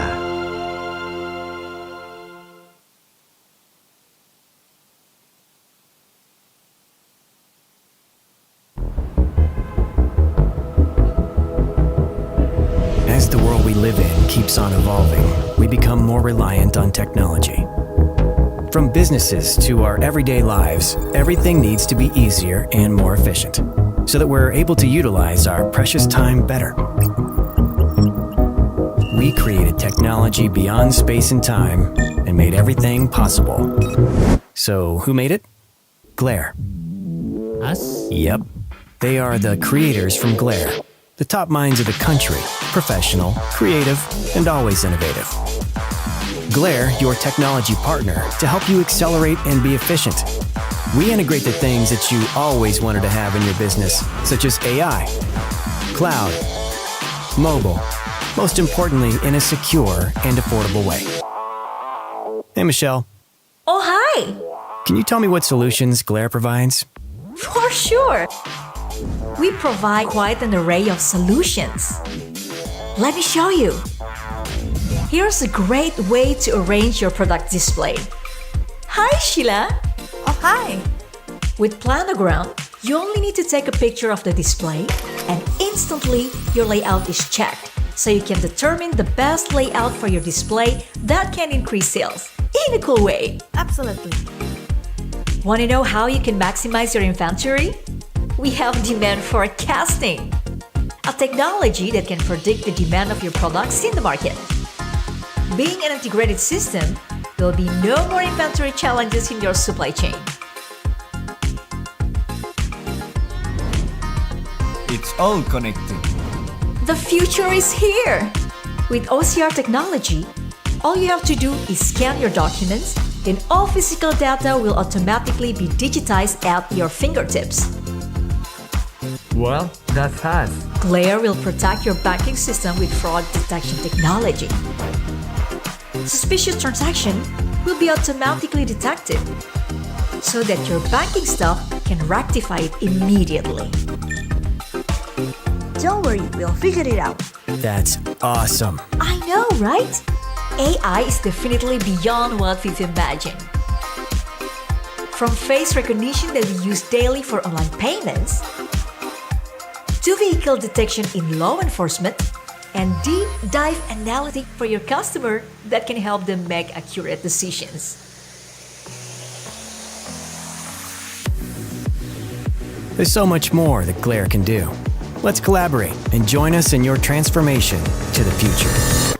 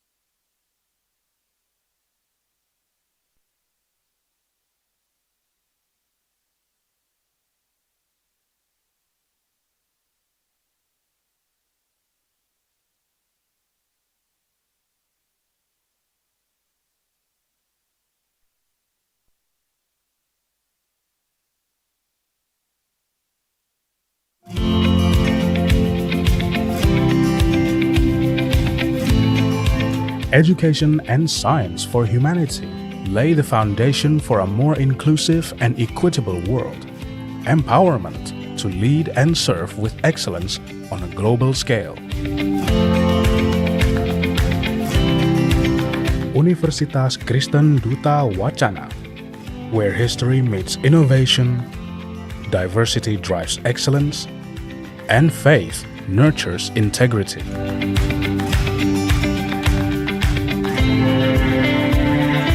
Located in the heart of Yogyakarta, we are proud to be a center of learning and research, accessible and connected to the pulse of the city.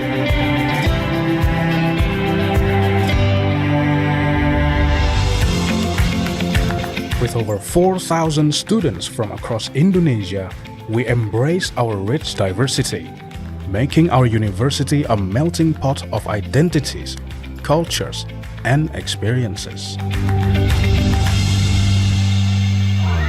Founded in 1962 as a school of theology, we have grown into a university in 1985. Our journey reflects the strength of our historical roots and vision for a brighter future. As a sustainable entrepreneurial research university, we focus on creating solutions, nurturing entrepreneurship, and advancing research that impacts society. Guided by faith, driven by integrity, and committed to excellence, Duta Wacana prepares graduates who are ready to serve the world.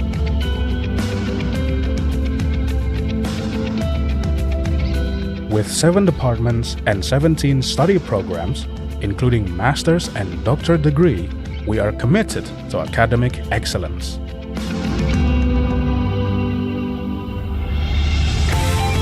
Our students aren't just learning, they are growing as leaders, innovators, and change makers. With state-of-the-art facilities and a vibrant student life, we make sure every student is ready to take on the challenges of tomorrow. We prepare students for the global stage, offering facilities and opportunities through various international programs. Our commitment to inclusive education ensures that everyone, including those who are impaired, has a place to grow and succeed. Duta Wacana.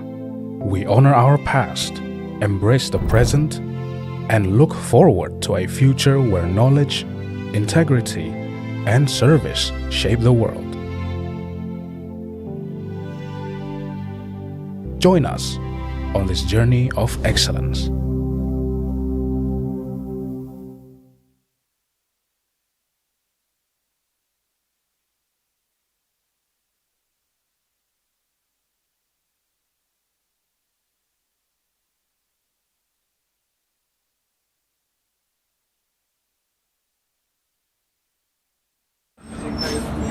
Jakarta, yuk, berangkat sekarang yuk. Jakarta yuk.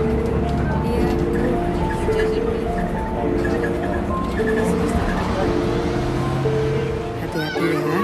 Ibu baik-baik di rumah ya Bu. Pamit ya.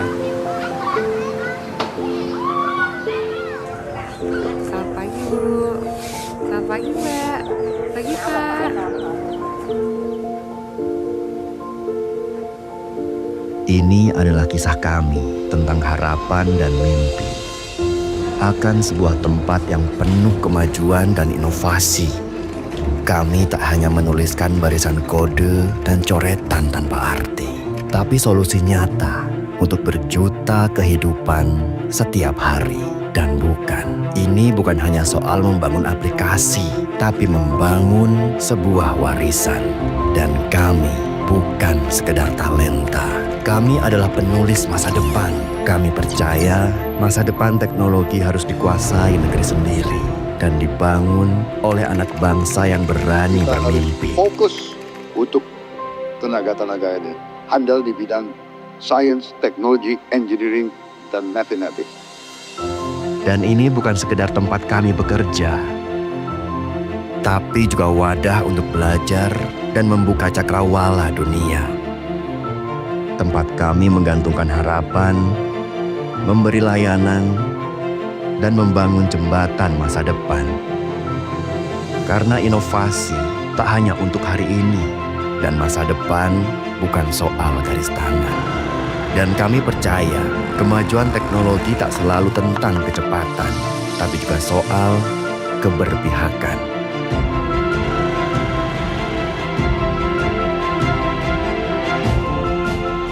Kepada segenap rakyat Indonesia, kami percaya pasti ada jalan, bukanlah sekedar slogan. Dirgahayu Indonesiaku, dari kami, karya anak bangsa yang berjuang untuk Indonesia.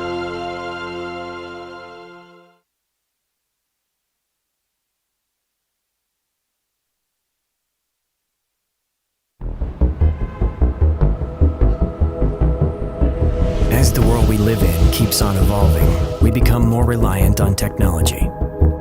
From businesses to our everyday lives, everything needs to be easier and more efficient, so that we're able to utilize our precious time better. We created technology beyond space and time and made everything possible. So who made it? Glare. Us? Yep.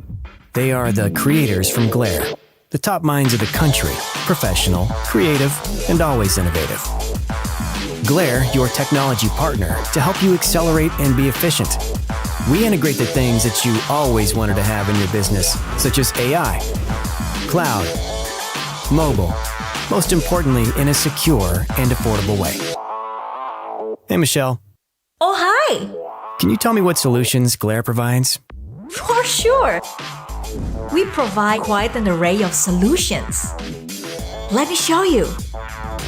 Here's a great way to arrange your product display. Hi, Sheila. Oh, hi. With Planogram, you only need to take a picture of the display and instantly your layout is checked, so you can determine the best layout for your display that can increase sales in a cool way. Absolutely. Want to know how you can maximize your inventory? We have demand forecasting, a technology that can predict the demand of your products in the market. Being an integrated system, there will be no more inventory challenges in your supply chain. It's all connected. The future is here! With OCR technology, all you have to do is scan your documents, then all physical data will automatically be digitized at your fingertips. Well, that's fast. Glare will protect your banking system with fraud detection technology. Suspicious transaction will be automatically detected so that your banking staff can rectify it immediately. Don't worry, we'll figure it out. That's awesome. I know, right? AI is definitely beyond what we've imagined. From face recognition that we use daily for online payments, to vehicle detection in law enforcement, and deep dive analytic for your customer that can help them make accurate decisions. There's so much more that Glare can do. Let's collaborate and join us in your transformation to the future.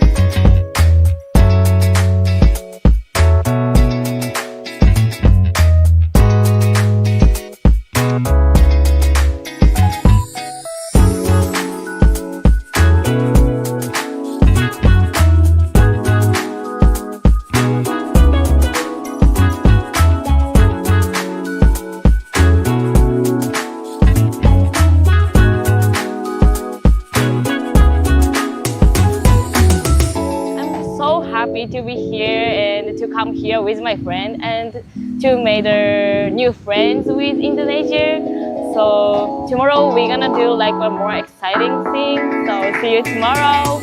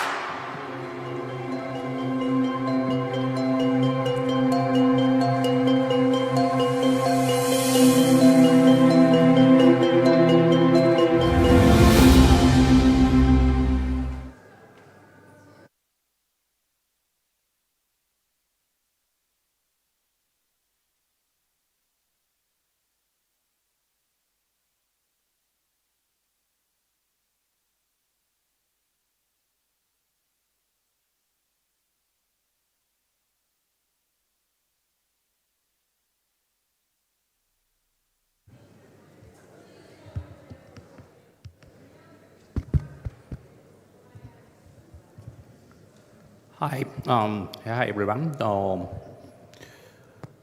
The next session will start soon, so please come back to your seat. And so I will give you some instruction for the presentation. So each presenter have 30 minutes presentation and 3 minutes question and answering times.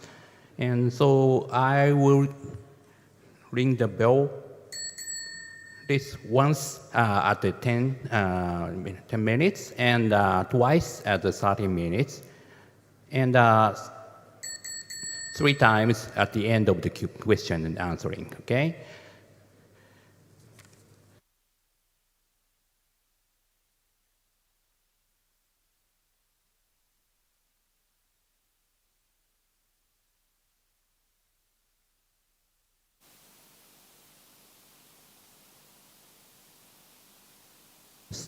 Okay. So then let's start the first oral session. And so first oral session have now 5 presenters, and I'm the chair of this session, Norihide Kitaoka, Toyohashi University of Technology, Japan. Okay, so let's invite our first presenter. Please prepare.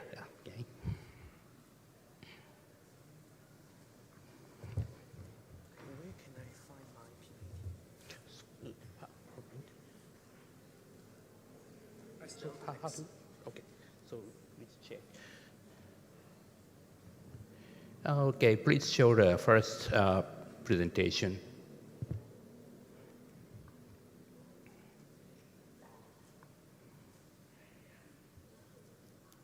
Okay. Okay. Can you control your presentation? Okay. All right. Okay. Okay, so let's start the first presentation. So your presenter is Fei Fan Wang? Okay, Fei Fan Wang. So please. Okay. Good morning, everyone, and it's my great honor to be the first speaker in the oral session. And today, I would like to show you some of our very preliminary research on the nasal values of Shanghainese oral vowels. And it's actually a very, very classic topic, the oral and nasal resonance, right? And as we all know that when we produce some oral vowels and nasal or nasalized vowels, and the key point is our velopharyngeal function. When we lift up our velar and most of the airflow goes through out of the oral channel, and when we produce some nasal resonance and some of the airflow goes through out of the nasal channel. We all know that, right? But the problem is when we are going to quantify the nasal resonance, we usually use a very simple nasal meter. We all know that. It's a very simple technique. It just uses a baffle, and we use 2 microphones on each side of the baffle to capture the signals from our oral and the nasal channel. And the nasal score, we use a very simple formula, right? It's just a ratio-based measurement of acoustic energy, right? The N represent the nasal energy, and the nasal plus oral acoustic energy, and we calculate a ratio. That is the nasal data.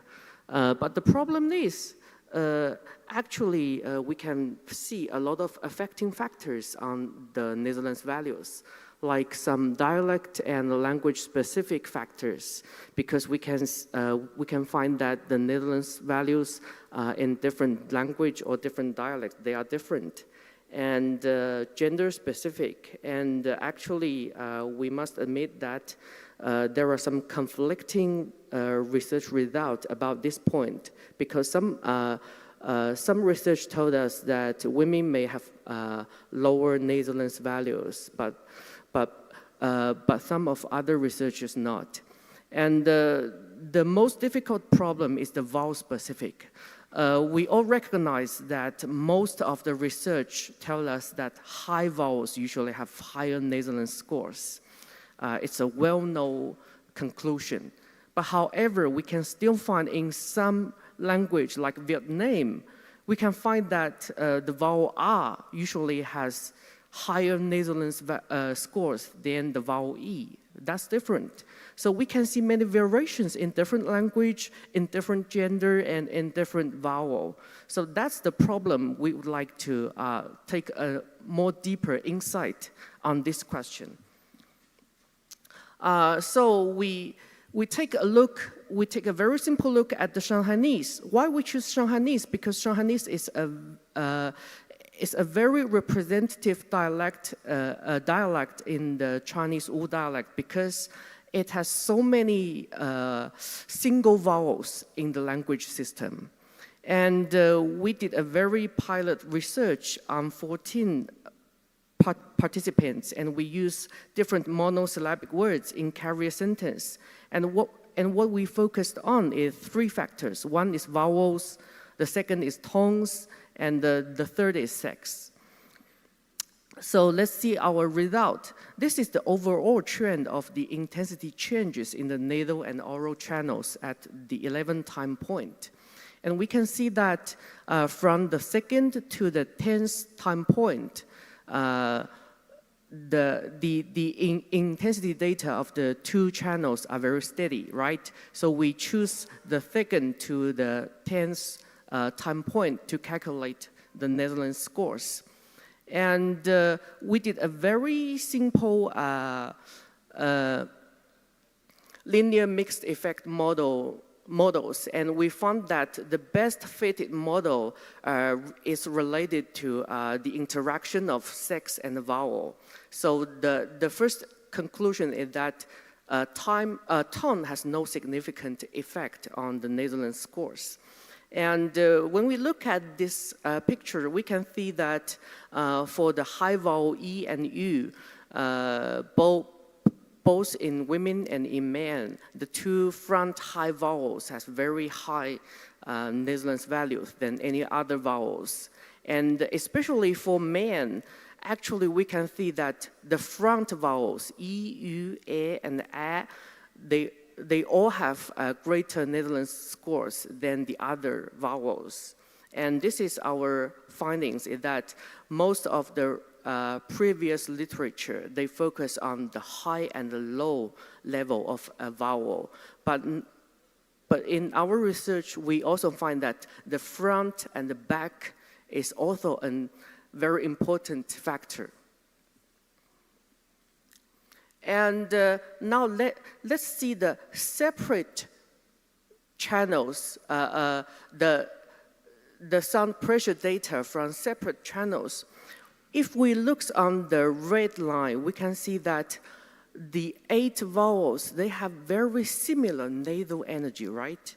But if we look at the blue lines, when we focus on the oral vowels, the problem comes.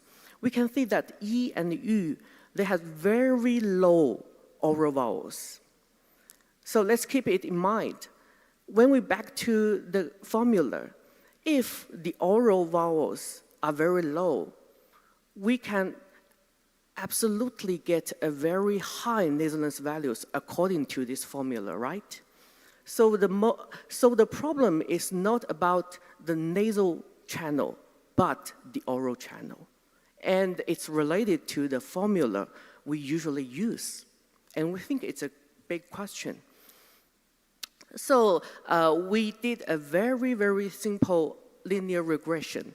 We can see that for every standard unit change of the oral channel sound pressure, we can see a very huge decline in the vowel E and U, in the Netherlands of vowel E and U, but less decline in other vowels.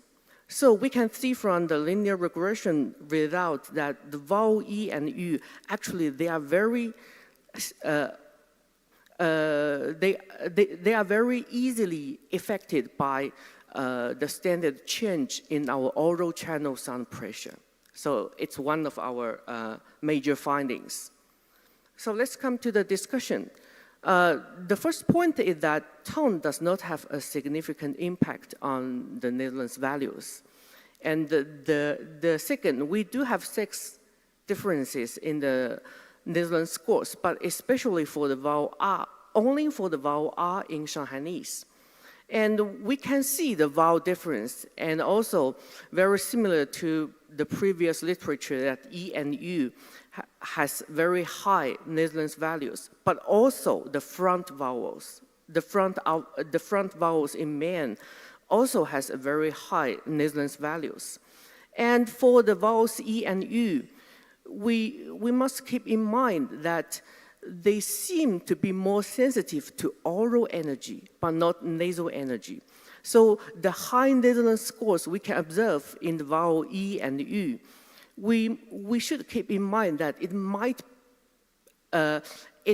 because of the oral energy, not the nasal energy. And that's our findings. So let's just cite what Dr. Suyando in the keynote speech, he just mentioned that when we do some cross language studies, we have to keep it in mind that although different languages, they may use the same IPA, they may use the same IPA-E or U, but we have to keep in mind that is that really the same E and is that really the same U in different languages? And I think it's the problem when we do some cross-language comparisons. And also we do think that it's important to build up some cross-language database on the Netherlands scores, because it is not only useful for the linguistic studies, but also useful to the speech pathology studies. That's all. Thank you. Thank you very much. And so we will move into the question and answering time, and we have plenty of time to question. So are there any questions or comments?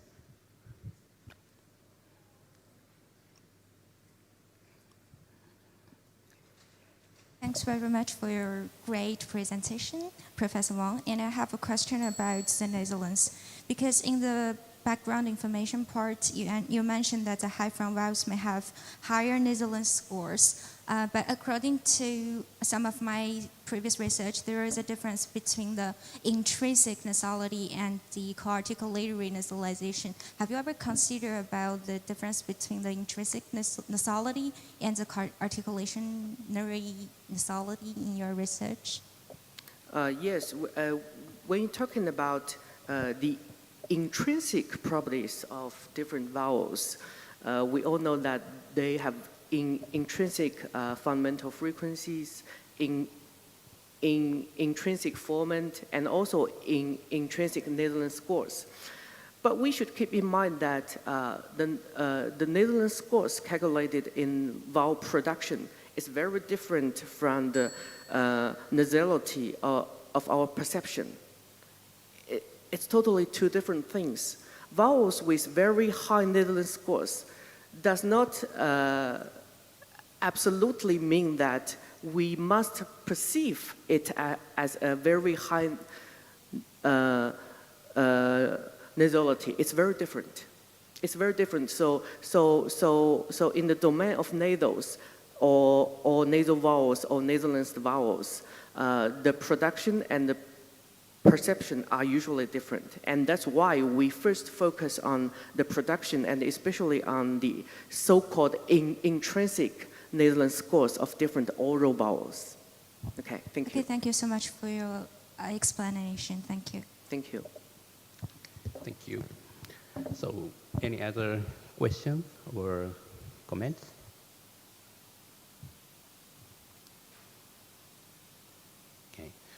So I'm not so familiar with this field, but I'm a speech recognition technologist person. But so I'm very surprised that such kind of the difference between among the sex, the genders.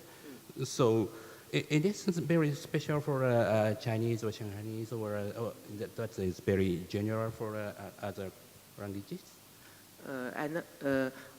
I think the gender difference in the Netherlands course is a cross-language problem. But for different languages, things may be different. In some languages, men usually shows higher Netherlands values, but in other languages, women may show higher Netherlands values. Yes. Thank you. So, other questions or comments?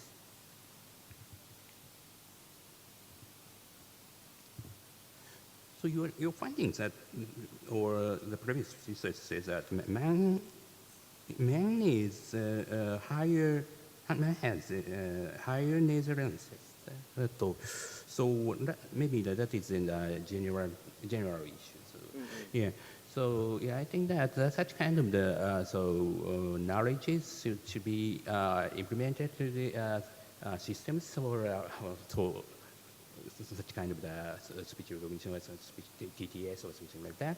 Yeah, so that is a comment, but so such kind of the so knowledge should be implemented to priori for before training or something. And then that I think that kind of such kind of the knowledge is very important for the development of such kind of systems. Yeah, thank you. So other comments or questions? No.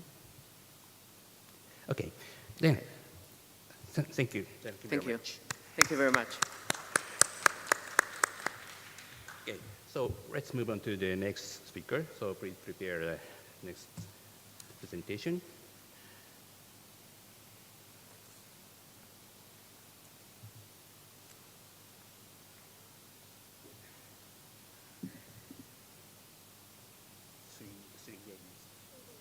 Okay.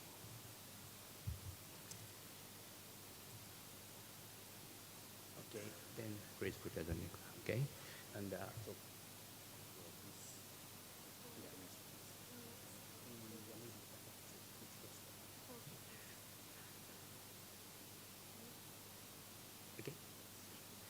Okay, so let's move on to the next presentation. Next presentation is presented by Sridevi Ravi. Okay, let's go. Good morning, everybody. My name is Sridevi Ravi, and today I'll be presenting our paper called "To Hesitate is to be Proficient, Acoustics and Speech Perception of Fill Pauses in Spontaneous L2 Hindi Speech by L1 Assami Speakers." So did you know that fill pauses may actually aid listener comprehension? So fill pauses such as which are typically viewed as speech disfluencies, are not mere errors. They actually signal upcoming complex information and improve listener comprehension. So studies show that native and proficient non-native listeners react 200 to 300 milliseconds faster to complex phrases when it's preceded by a fill pause. Other studies corroborate this, saying that sentence final words preceded by a filler were more likely to be recognized in a later memory test than those in fluent speech. A separate experiment showed that fillers also facilitate story recall. So why do we produce these fill pauses? Lounsbury argues that fill pauses occurred when the speaker faced the highest statistical uncertainty as to what to say next. They may occur due to cognitive and planning functions. They may also serve discourse and interactional roles. For example, they signal initiation of a speech delay. They may mark lexical retrieval difficulty, uncertainty, or limited knowledge. They may also provide time to monitor and repair errors in speech. Regarding discourse and interactional roles, they may help us maintain or yield floor control in conversation. They may also indicate affective states such as hesitation, emphasis, or deception. So our primary question was, are these fill pauses speaker specific, as in the same speaker shows similar pattern of fill pause production across all the languages he speaks, which may pose as an important tool for forensic science or forensic linguistics in general, or are they language specific? So born out of this question are our three main research questions. How does the production of fill pause type vary among speakers with varying proficiency levels in their second language? What is the acoustics of these fill pause tokens in second language speech across two different levels of proficiency, high and low? And finally, what is the effect of the duration of fill pauses and speaker gender on perceived proficiency? So our speaker demographic consisted of 24 speakers whose first language was Assamese and second language was Hindi, out of which 18 were male and 6 were female between the ages of 20 to 30 years old. They are from different parts of the state of Assam in India. So 5 to 7 minutes of spontaneous speech was collected via audio calls, and these were archived in a standardized .wave format. This data is also an extension of a previous spontaneous non-native Hindi speech database called Assamese Accented Hindi, or ASHI. So transcription was conducted using Microsoft Transcription API, and we manually corrected for insertion and deletion errors. Manual annotation was then conducted on by breadth groups. What I mean by breadth groups, I'll be coming to it in a moment in the next slide. So across 24 speakers, we had a total of 3,047 breadth groups. So here's a transcription of the annotation from Pratt. We see that the two utterances are divided by a breath taken by the participant, which is marked as breath. And then we can also see the fill pause, which is marked as angular bracket hes between the pitch lines. Like already mentioned, fill pauses were identified and marked as hes along pitch boundaries. A Pratt script was also run to extract only the hes in a wave and text grid format, and each extracted pause was then assigned a unique ID. A Pratt script was also run to extract the format values F1, F2, and duration, which were then imported into Excel for cleaning, which finally resulted in a fill pause count of 607. What I mean by cleaning is that it is very important to note what we mean by fill pauses. So we had to delete fill pause types such as and, maybe, which are other types of fillers. We also made sure that these fill pauses were not co-articulated with preceding or succeeding utterances, and they were a minimum of 100 milliseconds. So the F1 and F2 values were also normalized using R to account for interspeaker physiological variations, as in difference in mouth apparatus across different participants. So like mentioned, we extracted F1 and F2 value, while F1 gives us the vowel openness or tongue height, and F2 gives the front or back quality. So here is a vowel chart from IPA to help us visualize better the types of vowels that are produced with varying F1 and F2. Here we have, for example, the front low vowel such as A, which is one of the fill pauses that we are going to be discussing. So fill pauses were also manually reviewed and categorized into the 6 common types, A, O, and here are their corresponding sounds using the International Phonetic Alphabet. So all statistical analysis were conducted using JASP, while visualizations and plots were generated using Python. So in order to understand perceived proficiency, we extracted 60 seconds of audio from the middle of spontaneous speech files. We did this in order to avoid the warm-up phenomenon that occurred typically towards the beginning of speech and towards the end, which were more interjected with more fillers. So these were rated between 1 to 5 by 20 native Hindi speakers, and the final proficiency was determined as the mode of the ratings. So coming to results, we see that the most frequent type of fill pause produced was A followed by A. A chi-square independence test was also performed to examine the association between the variables fill pause type and proficiency rating, and it showed a significant association. So here we can see that people rated the highest, or people rated 5, they mostly produced the fill pause type A, while people rated lower were quite varied in their fill pause production patterns. So coming to the acoustics of these fill pauses. So before I talk about the typical vowel fill pause type for a particular language, it is important to clear this out. So fill pauses typically occur as the central wall of the language, which requires minimal articulatory effort and also enables quick production of the fill pause in continuation with any following speech sound. So this means that the typical fill pause type for Hindi is A, which is the central vowel, and for Assamese it is A. So when we compare the two plots, we can see that while the high proficiency speakers show expected results, that A is fronted while A is centralized, and then O occurs back. Low proficiency speakers show some unexpected results, and they're also quite varied in their acoustics. Yeah, so when we just focus on the R tokens between the high and low proficiency speakers, we see that the F1 is higher and F2 is lower. So this means that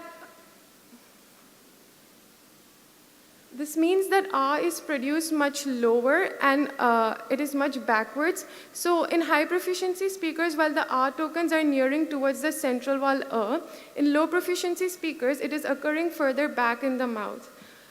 And then focusing on the tokens, while F1 is comparable, we see that the F2 is lower, meaning that again, instead of being produced centrally, it is produced much backwards in the mouth. So coming to duration, we see that a clear trend is there. Higher rated speakers produce shorter FPs on average with a lot less variability compared to lower rated speakers. As we can see from the outliers, this was also supported by a one-way ANOVA, which revealed a significant effect between proficiency rating and FP duration. So post-hoc comparisons indicated that rating 2 speakers produced significantly longer pauses than speakers rated 1, 4, and 5.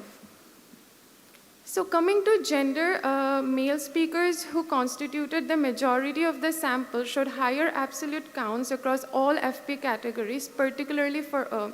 Yet, because of the imbalance in participant gender, we cannot really generalize these observations. So let's come back to the first question that we had. Is FP production language specific and can help forensic linguists, or are they speaker specific? So we've come to argue that the answer lies in proficiency. So individuals who are low in their second language proficiency, or Hindi in this case, they tend to transfer their L1 or Assamese sounds into their second language, even fill pauses in this case. So as proficiency increased, individuals were able to separate the phonemic inventories of their first and second language, and production started reaching target L2 vowels, which was the central O vowel of Hindi. So this makes it language specific at this point. So let us sort of sum up everything that we've discussed as of now. So high-rated speakers were shown to produce more the central vowel of Hindi, with shorter durations. On the other hand, low-rated speakers were quite varied in their FP production type. With increasing proficiency, the distance between and A narrowed, showing phonetic convergence towards Hindi norms or accommodation to the L2 sounds. Another explanation is that Hindi co-articulation likely induced more closed vowels such as in spontaneous speech. So these findings align with previous studies such as the one by De Boer and Heeren, where they conducted experiments on L1 Dutch, L2 English speakers. So they show that L2 speakers gradually adapt their hesitation vowels towards the target language as proficiency increased. Similarly, earlier studies have highlighted that shorter nasal or centralized FPs are rated more positively by listeners, a similar pattern that we can see in this study. So coming to limitations, our participant pool was limited in terms of gender. Secondly, because we did manual categorization of these fill pause tokens, it was perceptual rather than purely acoustic. So this creates the possibility of some misclassification or even overlap.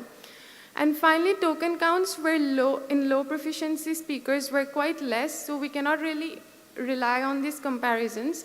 So in the future, we propose that a longitudinal design be undertaken which tracks the same speakers across increasing exposure to their second language such as Hindi to determine how their FP production evolved.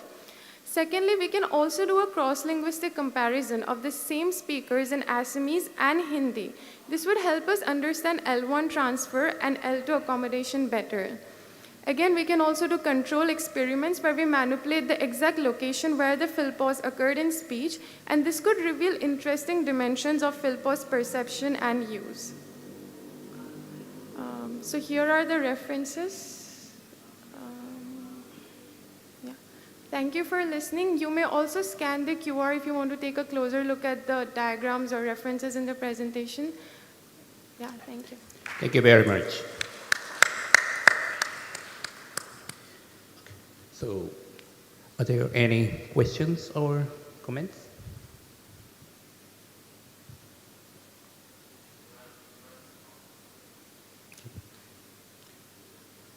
So, I have some questions, and so first is a very small one, but so the label of the field pause is HES, so hesitation. I don't know so what is meaning, but your labels of the transcription of the field pause is HES. I found. So how did you decide that? So. Oh, HES for hesitation. Hesitation, yeah. So I know that I think that the field pause is not the hesitation. So I think that the field pause is not the hesitation. So Yes. So I feel that a little bit curious. So yeah, that is a very small question. So hesitation is like a broader concept, and fill pauses comes under it. So hesitation can also include false starts, like it can also include stuttering, and it can also include like words like and maybe. But fill pauses is just one aspect of hesitation where there is silence between before and after, and then it has probably most often it's a vowel. Sometimes they are nasalized fill pauses as well. So these are fill pauses. But initially when we started the study, we were not clear with that. So that's why we had marked it as HES, and then we became clear as to what constitutes a fill pause. Okay, so you have to you have to pick up that, so field pause from the old of hesitation. So okay. So do you have any questions? No? Then, okay, I will continue that. So, so you said that so the Southeast expressions of the field pause is very. I think that the Southeast expression is different from each languages. So such kind of the difference affects your findings. Do you think about such difference on your findings of this research? So your findings is same for all the languages, or your findings is very specific for Hindi? So what we wanted to argue was that we were trying to find out if people vary in their fill pause type based on different languages, or same speaker produces same type of fill pauses irrespective of the language they speak. So what we think is that when people become proficient in another language, for example, if I'm a Tamil speaker, I might produce fill pauses which are typical of the central vowel of Tamil. However, if my second language, English, it gets more proficient, I'm able to produce fill pauses which are typical for English. So other studies also show that, for example, fill pause type may vary between both American and British English. So British English use fill pauses such as air, and then American English use in Mandarin, they have a lot of nasalized fill pauses. So something like that. Okay. Thank you very much. Other questions or comments? So can you see the duration of the field pause for the proficiency or something? So, yeah. So do you have the graph? So bar graph. Oh. Yeah. Okay. Okay. Time is up. So sorry. Thank you very much. So I thought I don't have any time for the next question. So yeah. Okay. Let's start after the speaker.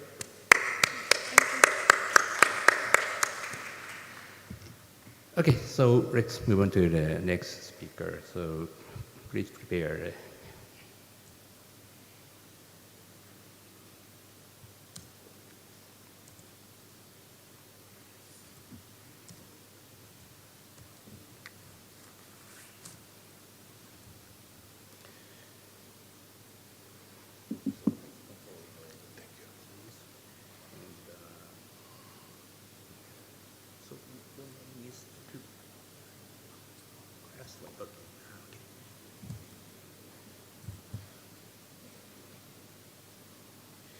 Okay, so the next speaker is Priyanko Sarma.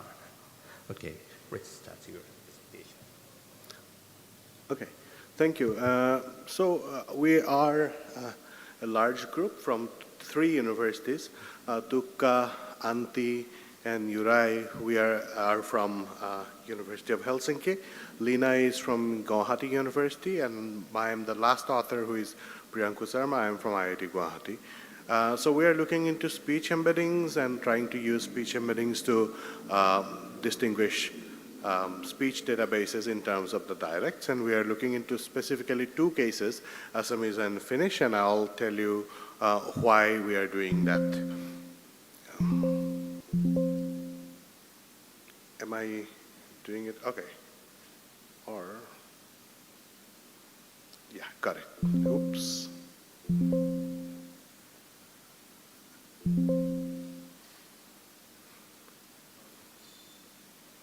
Maybe, okay.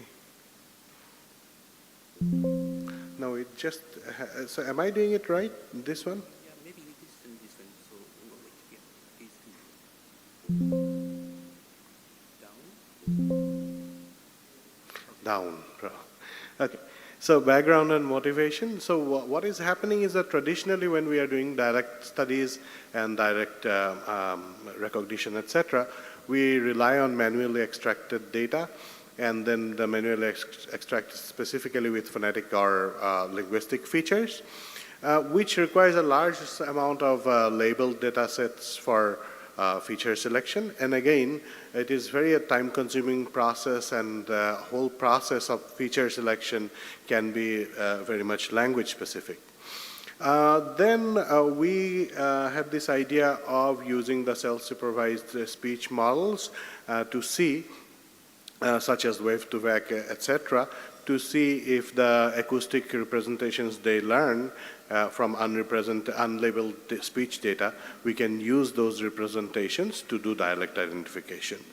So speech embeddings of such kinds like wave-to-vec, etc., they basically capture information, several types of information about the phonetics, about the segmental phonetics, about the prosody and speaker characteristics, etc. However, the best thing about it is that the input is just speech data, so you don't need any accompanying labels or annotations with that data. So that is what we tried to use in our work. It helps us to look into like cross-linguistic differences at the same time, and also as it does not have a dependency on the annotations, low-resource languages can be also examined with this process.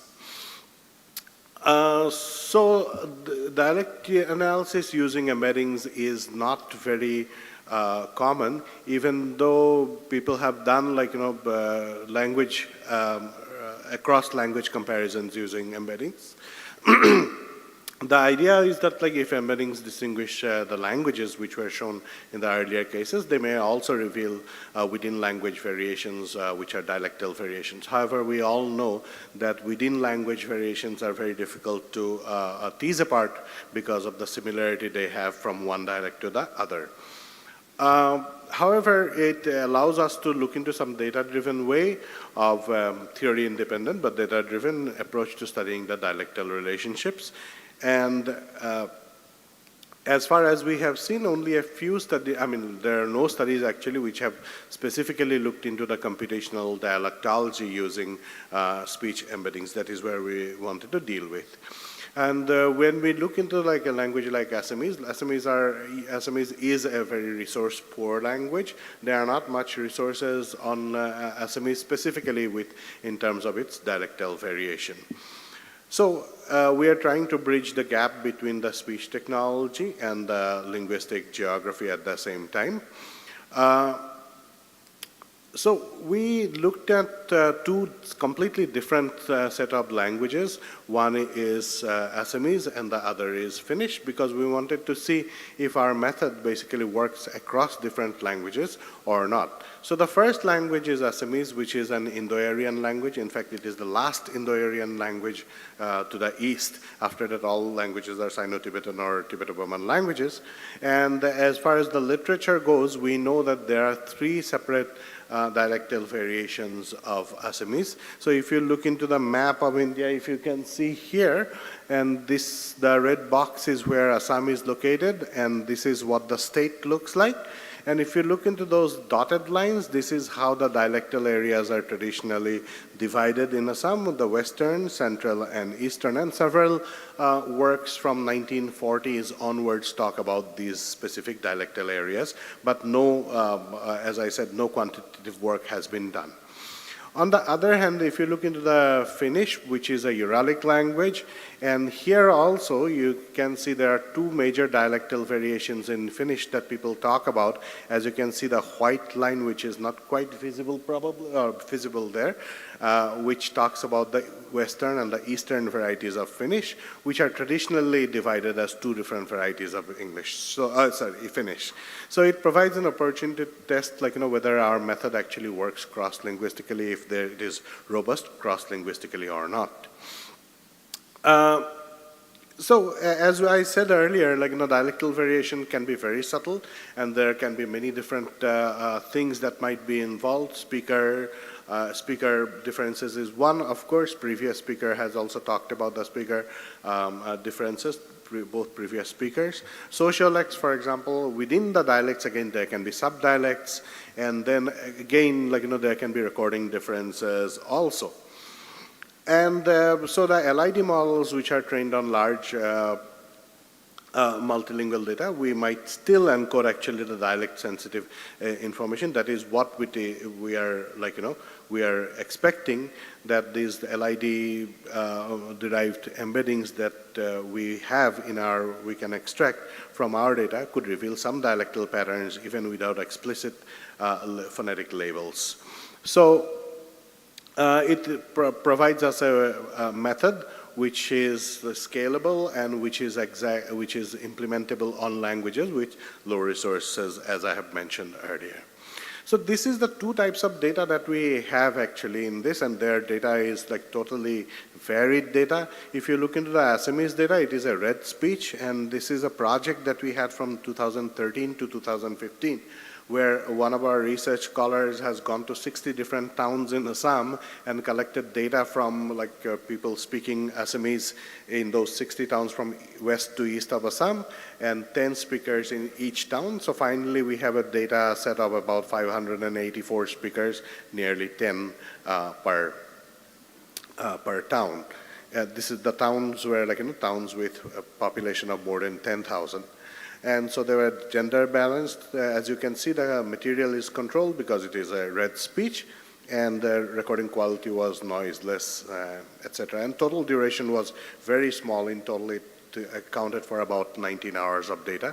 On the other hand, Finnish was part of a larger national project where they have asked people to donate their voices, and then they would go on to an interface, a web interface, and donate their voices. So as a result of that, they have more than 20,000 speakers data, 18 varieties. These are basically 18 districts or 18 states within the Finnish state.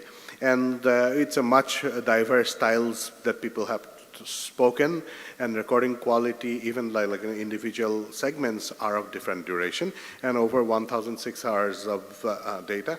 Amazing thing is that they have actually annotated all this 1,600 hours of data. On the other hand, in the Assamese case, we have only partially annotated the 19 hours of data.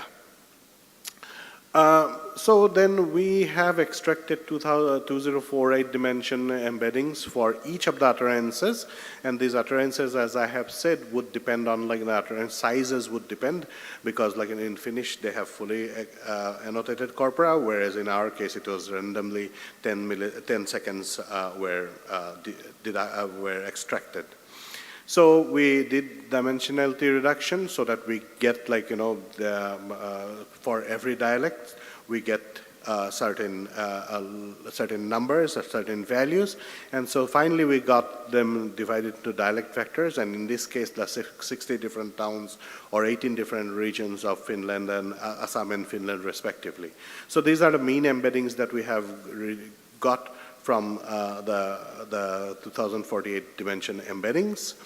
And then we have used HSC, hierarchical agglomerative clustering, to cluster these dialectal relationships, and then I'll show you in the next slide. So the main point here is that the distance between the dialect vectors should show us the distance between the dialects themselves. Now, if we go into this, if you look into the left, that is the Assamese data. Now you will see a lot of data points. The reason being is that Assamese was 10 seconds divided, so it has quite a lot of data point. And there is a strong correlation between the dialectal geographical distance and the vector distances between the declared regions in the data. So y-axis is the distance in the embeddings, and x-axis is the distance in the geographical distance, which we have calculated from the coordinates. So if you look into the final results of clustering, then you would see that the finished data is actually clustered into two major clusters, even though within those major two clusters, you can see 4 different clusters occurring there. So nevertheless, overall, you can see that they are actually connected by two nodes, 2 major nodes, and 2 major nodes basically bifurcate into 2 subordinate nodes. So as you can see here, the whole traditional idea of Finnish having 2 regions is also shown here. I would not be able to tell much about Finnish, but maybe in the next slide I can talk about more about this Assamese case. Now, if you look into the Assamese case, again, if you look into the nodes on the right, which is the cluster diagram, you will again see there are 2 major regions. And 2 major regions are actually again bifurcated into 2 further divisions. So the central, which is traditionally assumed in the traditional literature, central and the eastern, they actually fall under the same cluster, and western is a completely different cluster. Now, if you look into the different colors in this map, these different colors talk about the individual similarity across these subdialects, and you can see there are blue colored one on the west to the green color one on the west again, but they have individual characteristics, but they all fall under the one single Western variety. On the east again, you will see that some of these association lines, which basically show that how close the dialects are. Some of these associations lines cross the river here, some of them don't cross the river, and it is also historically associated with how much contact these people have with the other side of the river, which I could explain if I had more time, but I'm running out of time, so I'll be very quick. So overall, this kind of embedding-based clustering effectively captured the dialectal differences here in both Assamese and Finnish, and geographical and embeddings and the embedding distances showed strong correlation. The method proves that it's a robust across corpus, no matter how you collected the corpus or what language it is, it works. It highlights the potential of speech embeddings for scalable language independent and direct analysis. This is all what I have. Maybe I'll stop here because of the interest of time. Thank you. Thank you very much. Okay, so do you have any questions or comments?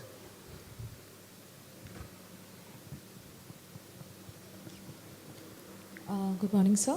So my question is, you have said there is a 10 seconds of audio speed. So is it a complete sentence or a part of a sentence? No, this is random, completely random at this point of time. So it contains silences also, right? No, it does not contain silences. It's apart from silences are easy to remove automatically. So we have removed the silences automatically, and the speech parts are so we have used a VAD, basically, voice activity detection. With the voice activity detection, we have taken 10 seconds speech there. Okay. Yeah, but But your question is valid, because what happens is that when you randomly take 10 seconds, it does not get the prosodic information very well. Thank you. Thank you. Any other questions?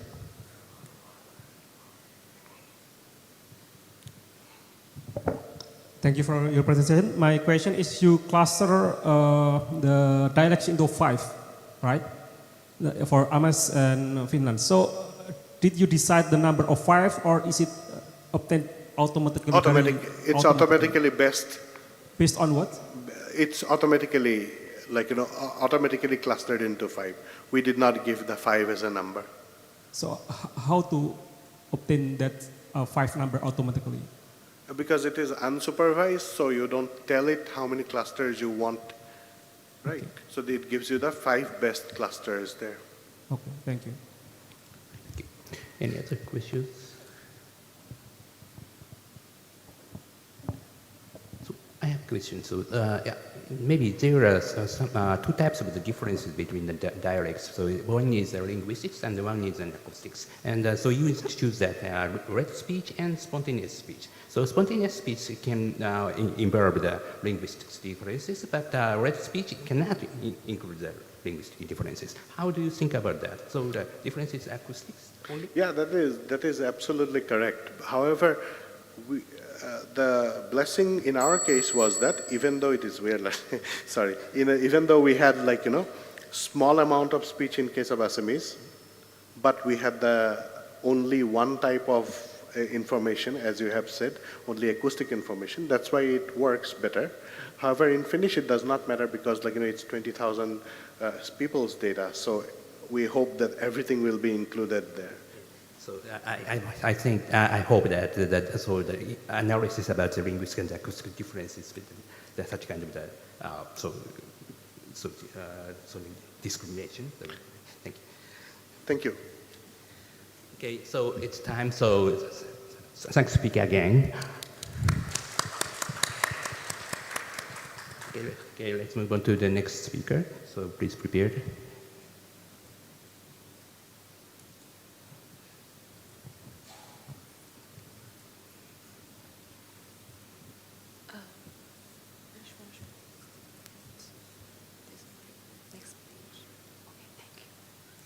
Okay, good morning, everyone. My name is Tian Peng. I'm from China, and here is my topic: rhythm, syntax, interaction across modalities, evidence from Chinese learners of English.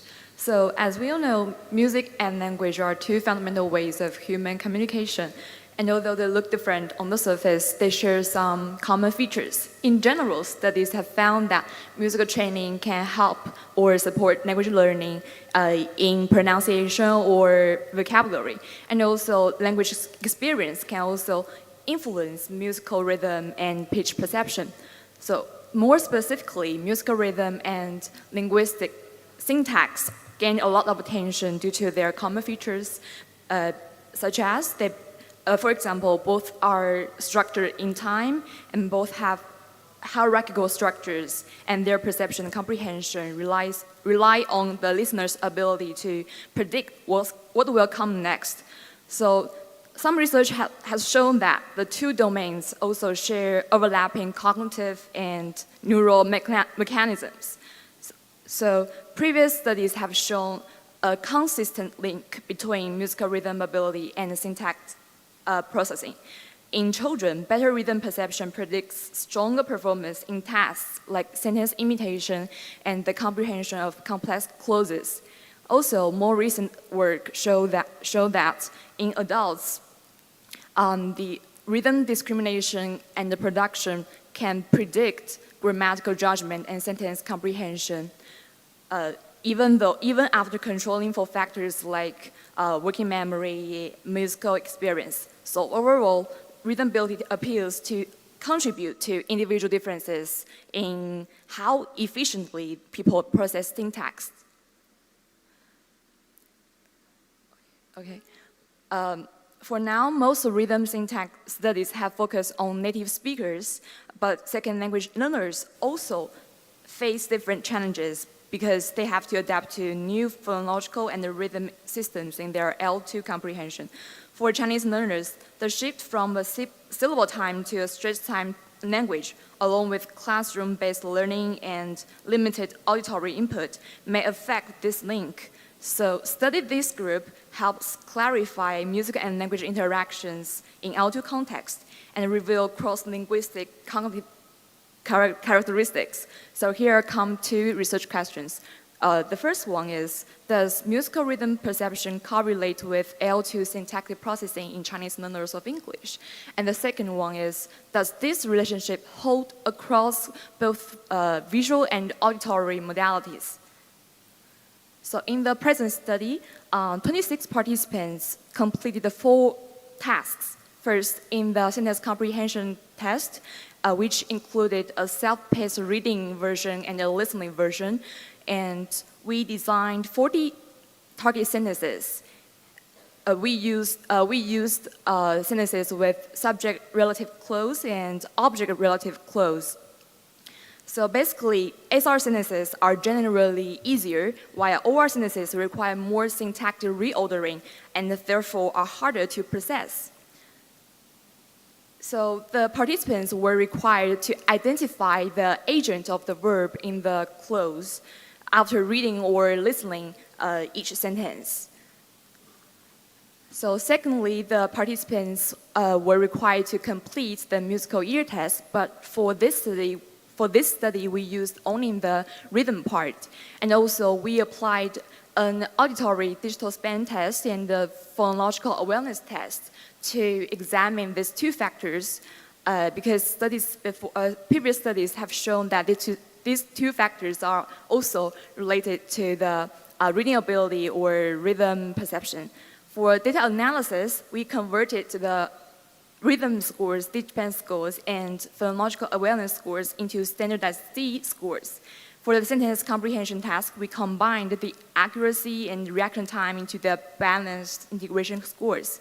So we done this data analysis in RStudio using R. To comprehensively examine the effects of various factors on syntactic processing, we constructed a linear mixed effect model. According to the final reduced model version, we found significant main effects of sentence type and text modality on syntactic performance, with performance on the simpler SR structure better than the OR structure. And performance in the reading task was significantly better than in the listening task.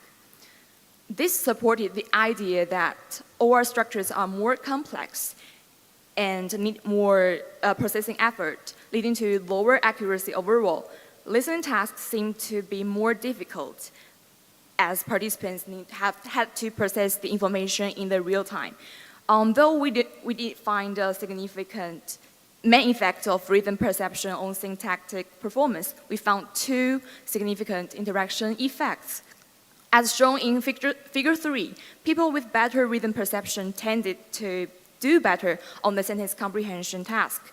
And this advantage was even clearer in the reading condition. Figure 4 shows that the better someone's rhythm perception was, the more stable their performance on SR sentences. In other words, the benefit of rhythm ability showed up even more clearly when they processed the more complex OR structures. So now we can answer the 2 research questions. As to the first one, after controlling for working memory and phonological awareness, rhythm perception showed a positive but non-significant correlation with syntactic performance. However, we did find that rhythm perception had a greater positive effect on processing OR structures, indicating its stronger predictive value for complex syntax. This suggests that musical rhythm perception ability supports language tasks with higher cognitive load, potentially by enhancing temporal synchrony and predictive processing, as supported by prior research.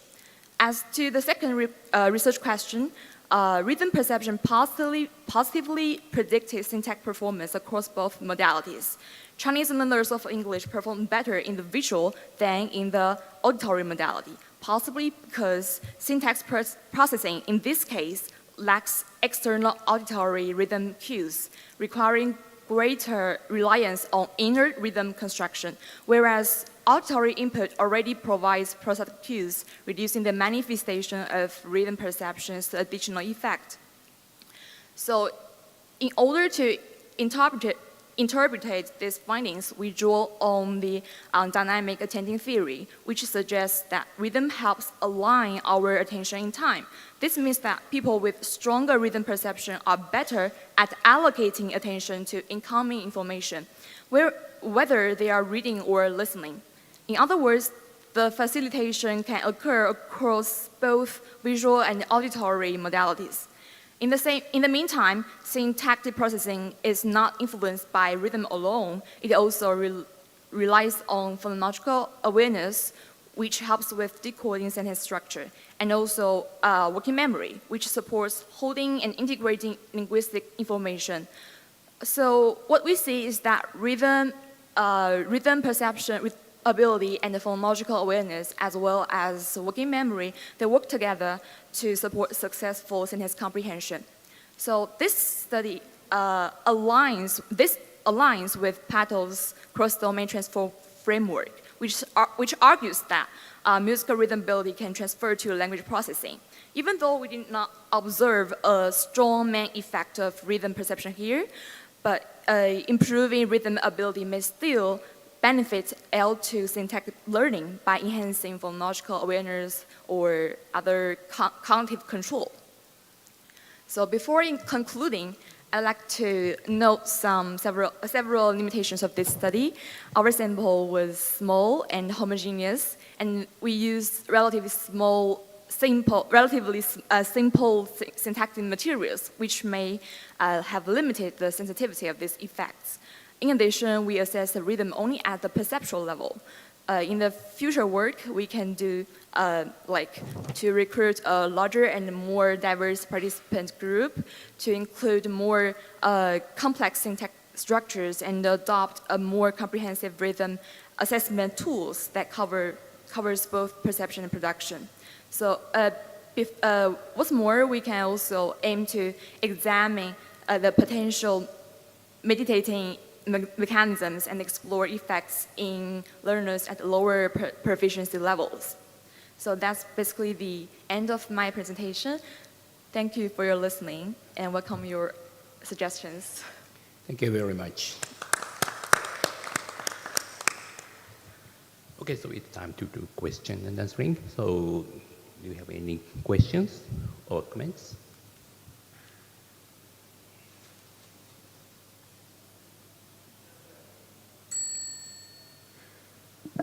Just a small query, maybe you mentioned it, but how do you do this rhythm perception, how does the experiment go like? What do you ask them and what do they respond? You mean how we conducted the experiments? Yeah, rhythm perception. The rhythm perception. Actually, there is an online platform called Guerrilla Experiment Builder, I think. And here is a version of the musical ear test. It is a standardized, or other scholars, they use this. This is like a system. Like the test we used is the version that other scholars used. Okay. Yeah. So it's a standardized test, is that? Yeah, I think it's a standardized one. Okay. And any idea what they test there exactly? I mean, they give different rhythms, it's a different, they're looking at a difference kind of test, or identification? Discrimination or identification? Actually, I in my slides, I showed a snapshot of this website. Okay. And the participants were required to identify if the two paired rhythm trials are identical or not. Yeah, that's how they how we measure their perception ability. Yeah. Sorry, I missed that slide then. Yeah, it's my bad, because I just, yeah. Thank you so much for your question. Thank you. So maybe the introduction to the subject is very important. So, yeah. Okay. So any other questions or comments?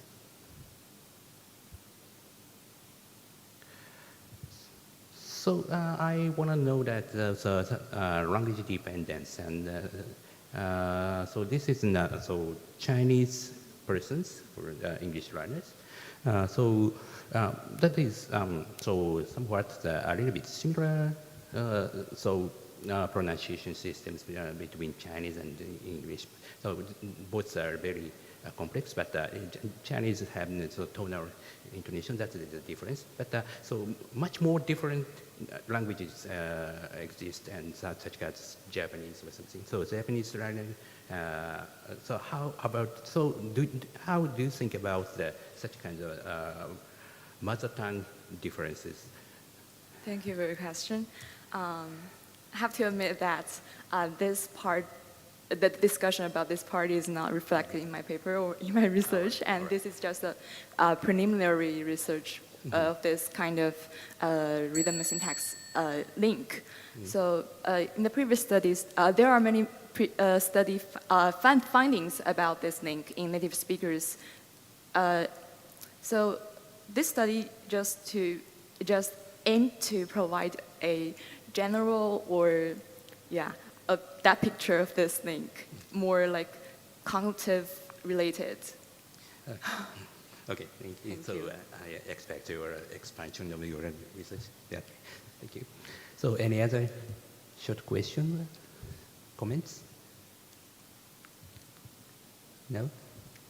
Okay. Then let's move on to the next speaker. So thanks, speaker again.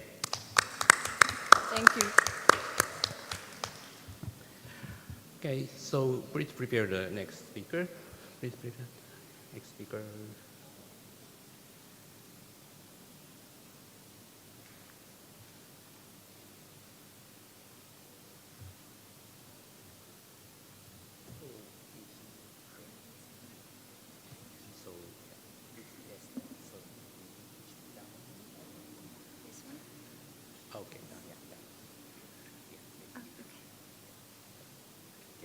Okay, so let's start the presentation. So the presenter is Yijing He, please.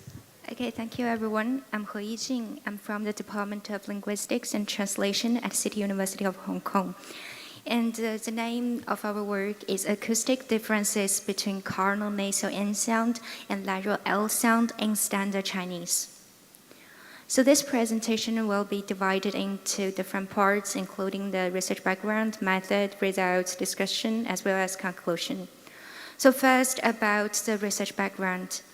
We all know that in Chinese, the syllable initial cardinal N sound and lateral sound have long been recognized as distinct phonemes. Diacritically, they are divided into two different groups, the group Ni and the group Lai, because they have the similar place of articulation and have the using the tongue tip as a moving articulator, and they also have the same phonation typing, that is voicing.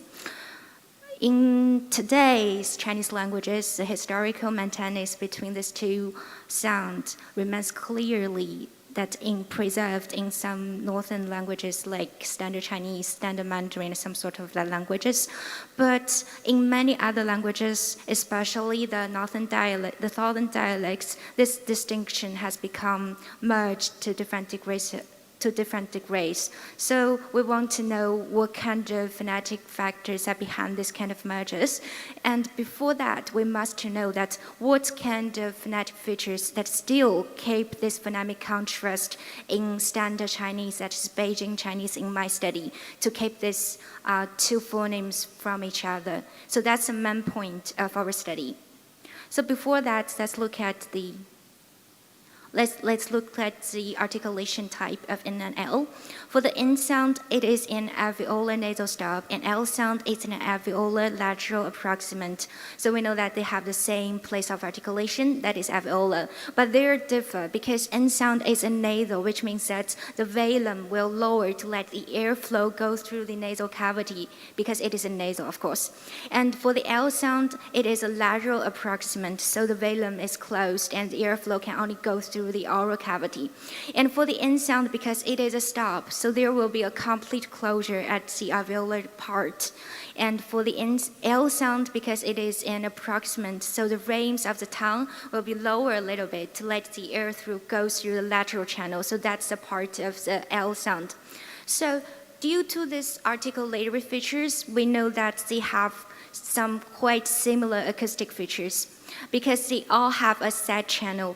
For the N sound, the complete closure at the alveolar part will create the oral cavity, and this oral cavity will resonate at certain frequencies. And these frequencies will called antiformants because normally we hope that the airflow could directly go through the nasal cavity, but due to this sad channel, some energy was sucked into this oral cavity. So the overall intensity of the N sound is lowered a little bit.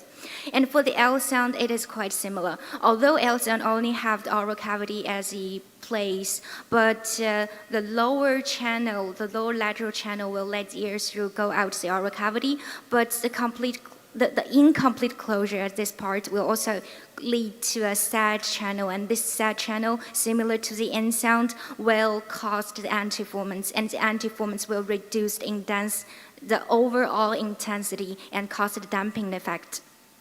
So according to the previous research, N sound have some antiformants at the low frequency regions and high frequency regions, and for the L sound, the formant patterns were also influenced by the sad channel. So they have quite similar frequency-related features that they both exhibit a low F1 values with the broad bandwidth and relatively high F2 and comparable F3. And for the energy-related measurements, both of them overall intensity is lowered a little bit due to the damping effect, as we said before.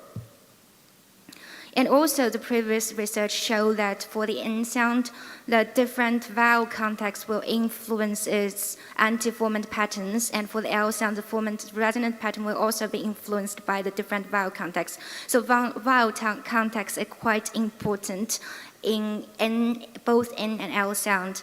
So because the previous research about N sound is more about the acoustic features between the different place of articulation in the N sound, like the difference between the M sound, N sound, and the velar nasal. And for the L sound, most of the studies are about the differences between the light L and the dark L, not the direct comparison between these two sounds, even though they have quite more similarities between them.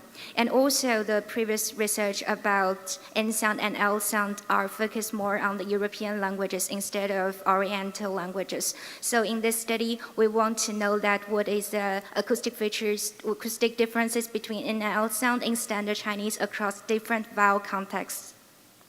So for the method part, for the method part, we invited 8 native speakers of Standard Chinese. Here we use Beijing Mandarin and one from Hebei province, but Hebei province is quite close to the Beijing region, and they speak the same languages and have no other dialect background. And for the material, we have 4 different vowel contexts, that is A, I, Yu, Wu, and 3 different tonal contexts, that is tone 2, tone 3, and tone 4 in Standard Mandarin. And for the acoustic parameters, we divided the parameters into 3 parts. The first one is frequency-related measurements that we use the mean value of F1, F2, and F3.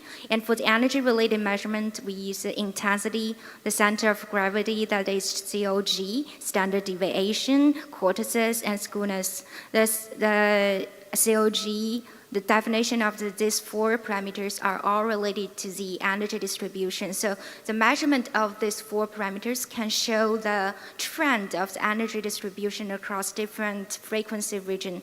And we also measure the mean energy in the frequency region from 3500 to 5500 Hz range, because according to the previous research, there will be an antiformant cluster around these regions for N sound. And also we test the duration. For the statistical analysis, we use linear discriminant analysis to discriminate N from L sound, and this LDA could help us to know the importance of these acoustic parameters in the discrimination. And for the linear mixed effect, we'll also use the linear mixed effects models because we want to see the effect of different vowel contexts and different tonal contexts. So these models can help us to do that, and also include the consideration of the random effect like the speakers and the stimuli. So there are some results. This is results of linear discriminant analysis, and from this chart we could see that the longer the bar, the higher the coefficient, that means that this parameter is more important. So in differentiating N from L, we know that energy-related features is far more important than the frequency of F1, F2, and F3 patterns. And this could also be seen in this example. These are the spectrograms of Na and La in standard Mandarin.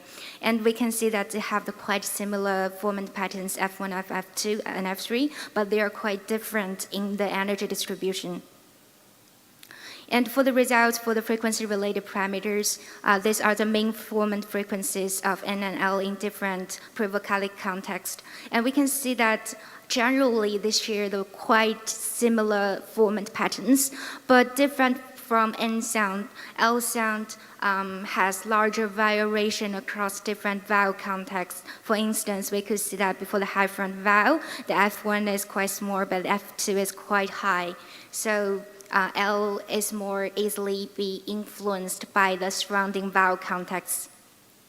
And for the energy-related parameters, the tonal effects is found to affect the intensity of N and L, and the vowel context also exert a measurement effect on the energy distribution. And the energy distribution difference is mainly because for the different from the L sound, N sound have the overall higher intensity, even though the intensity is concentrated in the low frequency regions instead of the high frequency regions. And for the discussion part, we found that the primary acoustic difference is like in the spectral energy distribution. For the L sound, for the N sound, the acoustic energy in the low frequency region is quite higher and stronger. And for the L sound, the energy distribution is more dispersed, and we could also see that in the high frequency regions. And the second, for the formant frequency part, generally they share the similar part, except for F3, which has a higher value for L sound and N sound, and also the L sound show a larger variation across different vowel types.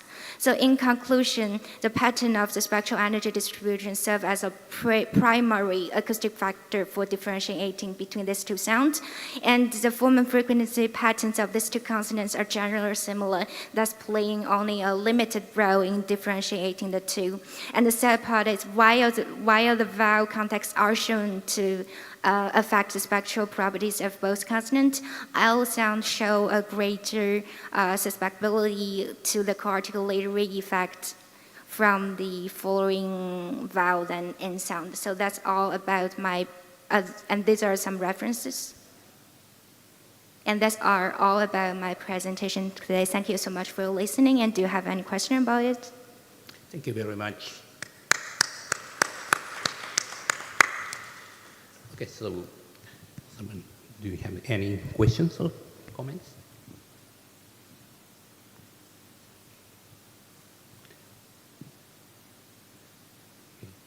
No? Oh.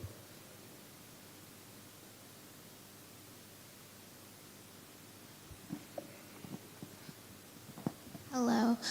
Given the greater variability in articulation of L sound, why does it not affect the differentiation between N and L in formant frequency?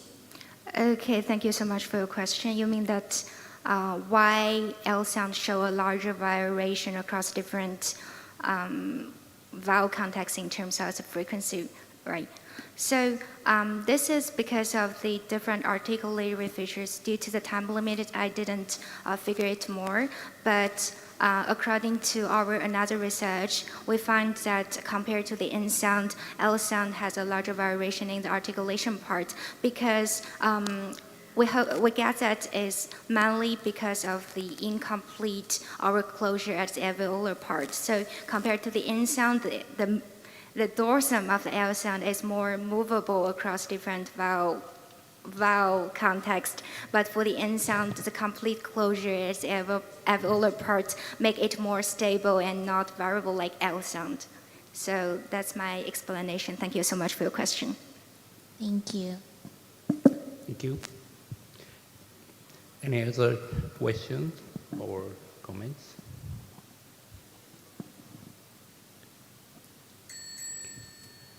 So,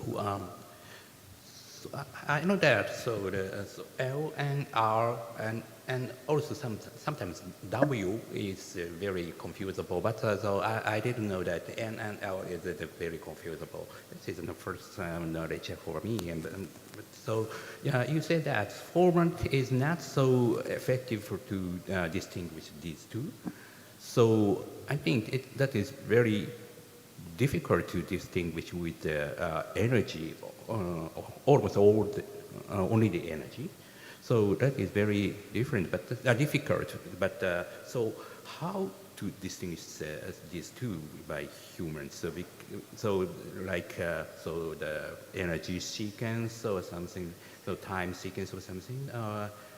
Energy, average energy is very difficult to distinguish. So how to distinguish these two by human? So do you think of that? We want to do some perceptual study about it, but currently we just did the production part, and we hope that in the following study we can do some perceptual study about it and see how humans perceive this two sound differ according to the energy distribution. Okay, thank you. Okay, thank you so much for your question. Thank you. So any other questions or comments? No? Okay. So then thanks speaker again. Okay, thank you so much for listening. And so that is the final speaker. So let's close this session. So please applaud all the speakers and the audience. Thank you very much. Thank you very much to our chair, Professor Norihide Kitaoka, for skillfully guiding the session, and to all our presenters for their insightful and thought-provoking presentations. We also extend our appreciation to all participants for your attention and active engagement throughout the session. Ladies and gentlemen, we are going to have a lunch break. And lunch is kindly provided outside the venue. So please proceed there and enjoy the meal that has been prepared for you. And for the participants who have requested vegetarian meals during registration, you may collect your meals at the registration table inside this venue. The food is ready at 12:15, so still 15 minutes to go for the vegetarian. But vegetarian participants may also take the available food on the terrace outside this venue, and each dish is labeled with its ingredients. So don't worry, you may see the ingredients and choose your own preference. Okay. The program will resume at 1:20. 1:20, yeah, Bu Desi? Still, yeah, 1:20 for the second oral session. So we kindly invite everyone to return to the venue on time. Enjoy your lunch.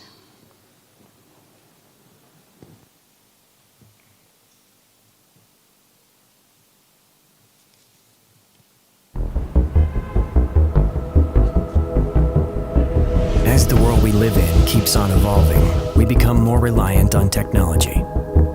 From businesses to our everyday lives, everything needs to be easier and more efficient so that we're able to utilize our precious time better.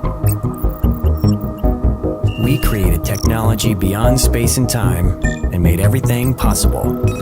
So, who made it? Glare. Us? Yep. They are the creators from Glare, the top minds of the country, professional, creative, and always innovative. Glare, your technology partner, to help you accelerate and be efficient. We integrate the things that you always wanted to have in your business, such as AI, cloud, mobile, most importantly, in a secure and affordable way. Hey, Michelle. Oh, hi! Can you tell me what solutions Glare provides? For sure! We provide quite an array of solutions. Let me show you. Here's a great way to arrange your product display. Hi, Sheila! Oh, hi! With Planogram, you only need to take a picture of the display and instantly your layout is checked, so you can determine the best layout for your display that can increase sales in a cool way. Absolutely. Want to know how you can maximize your inventory?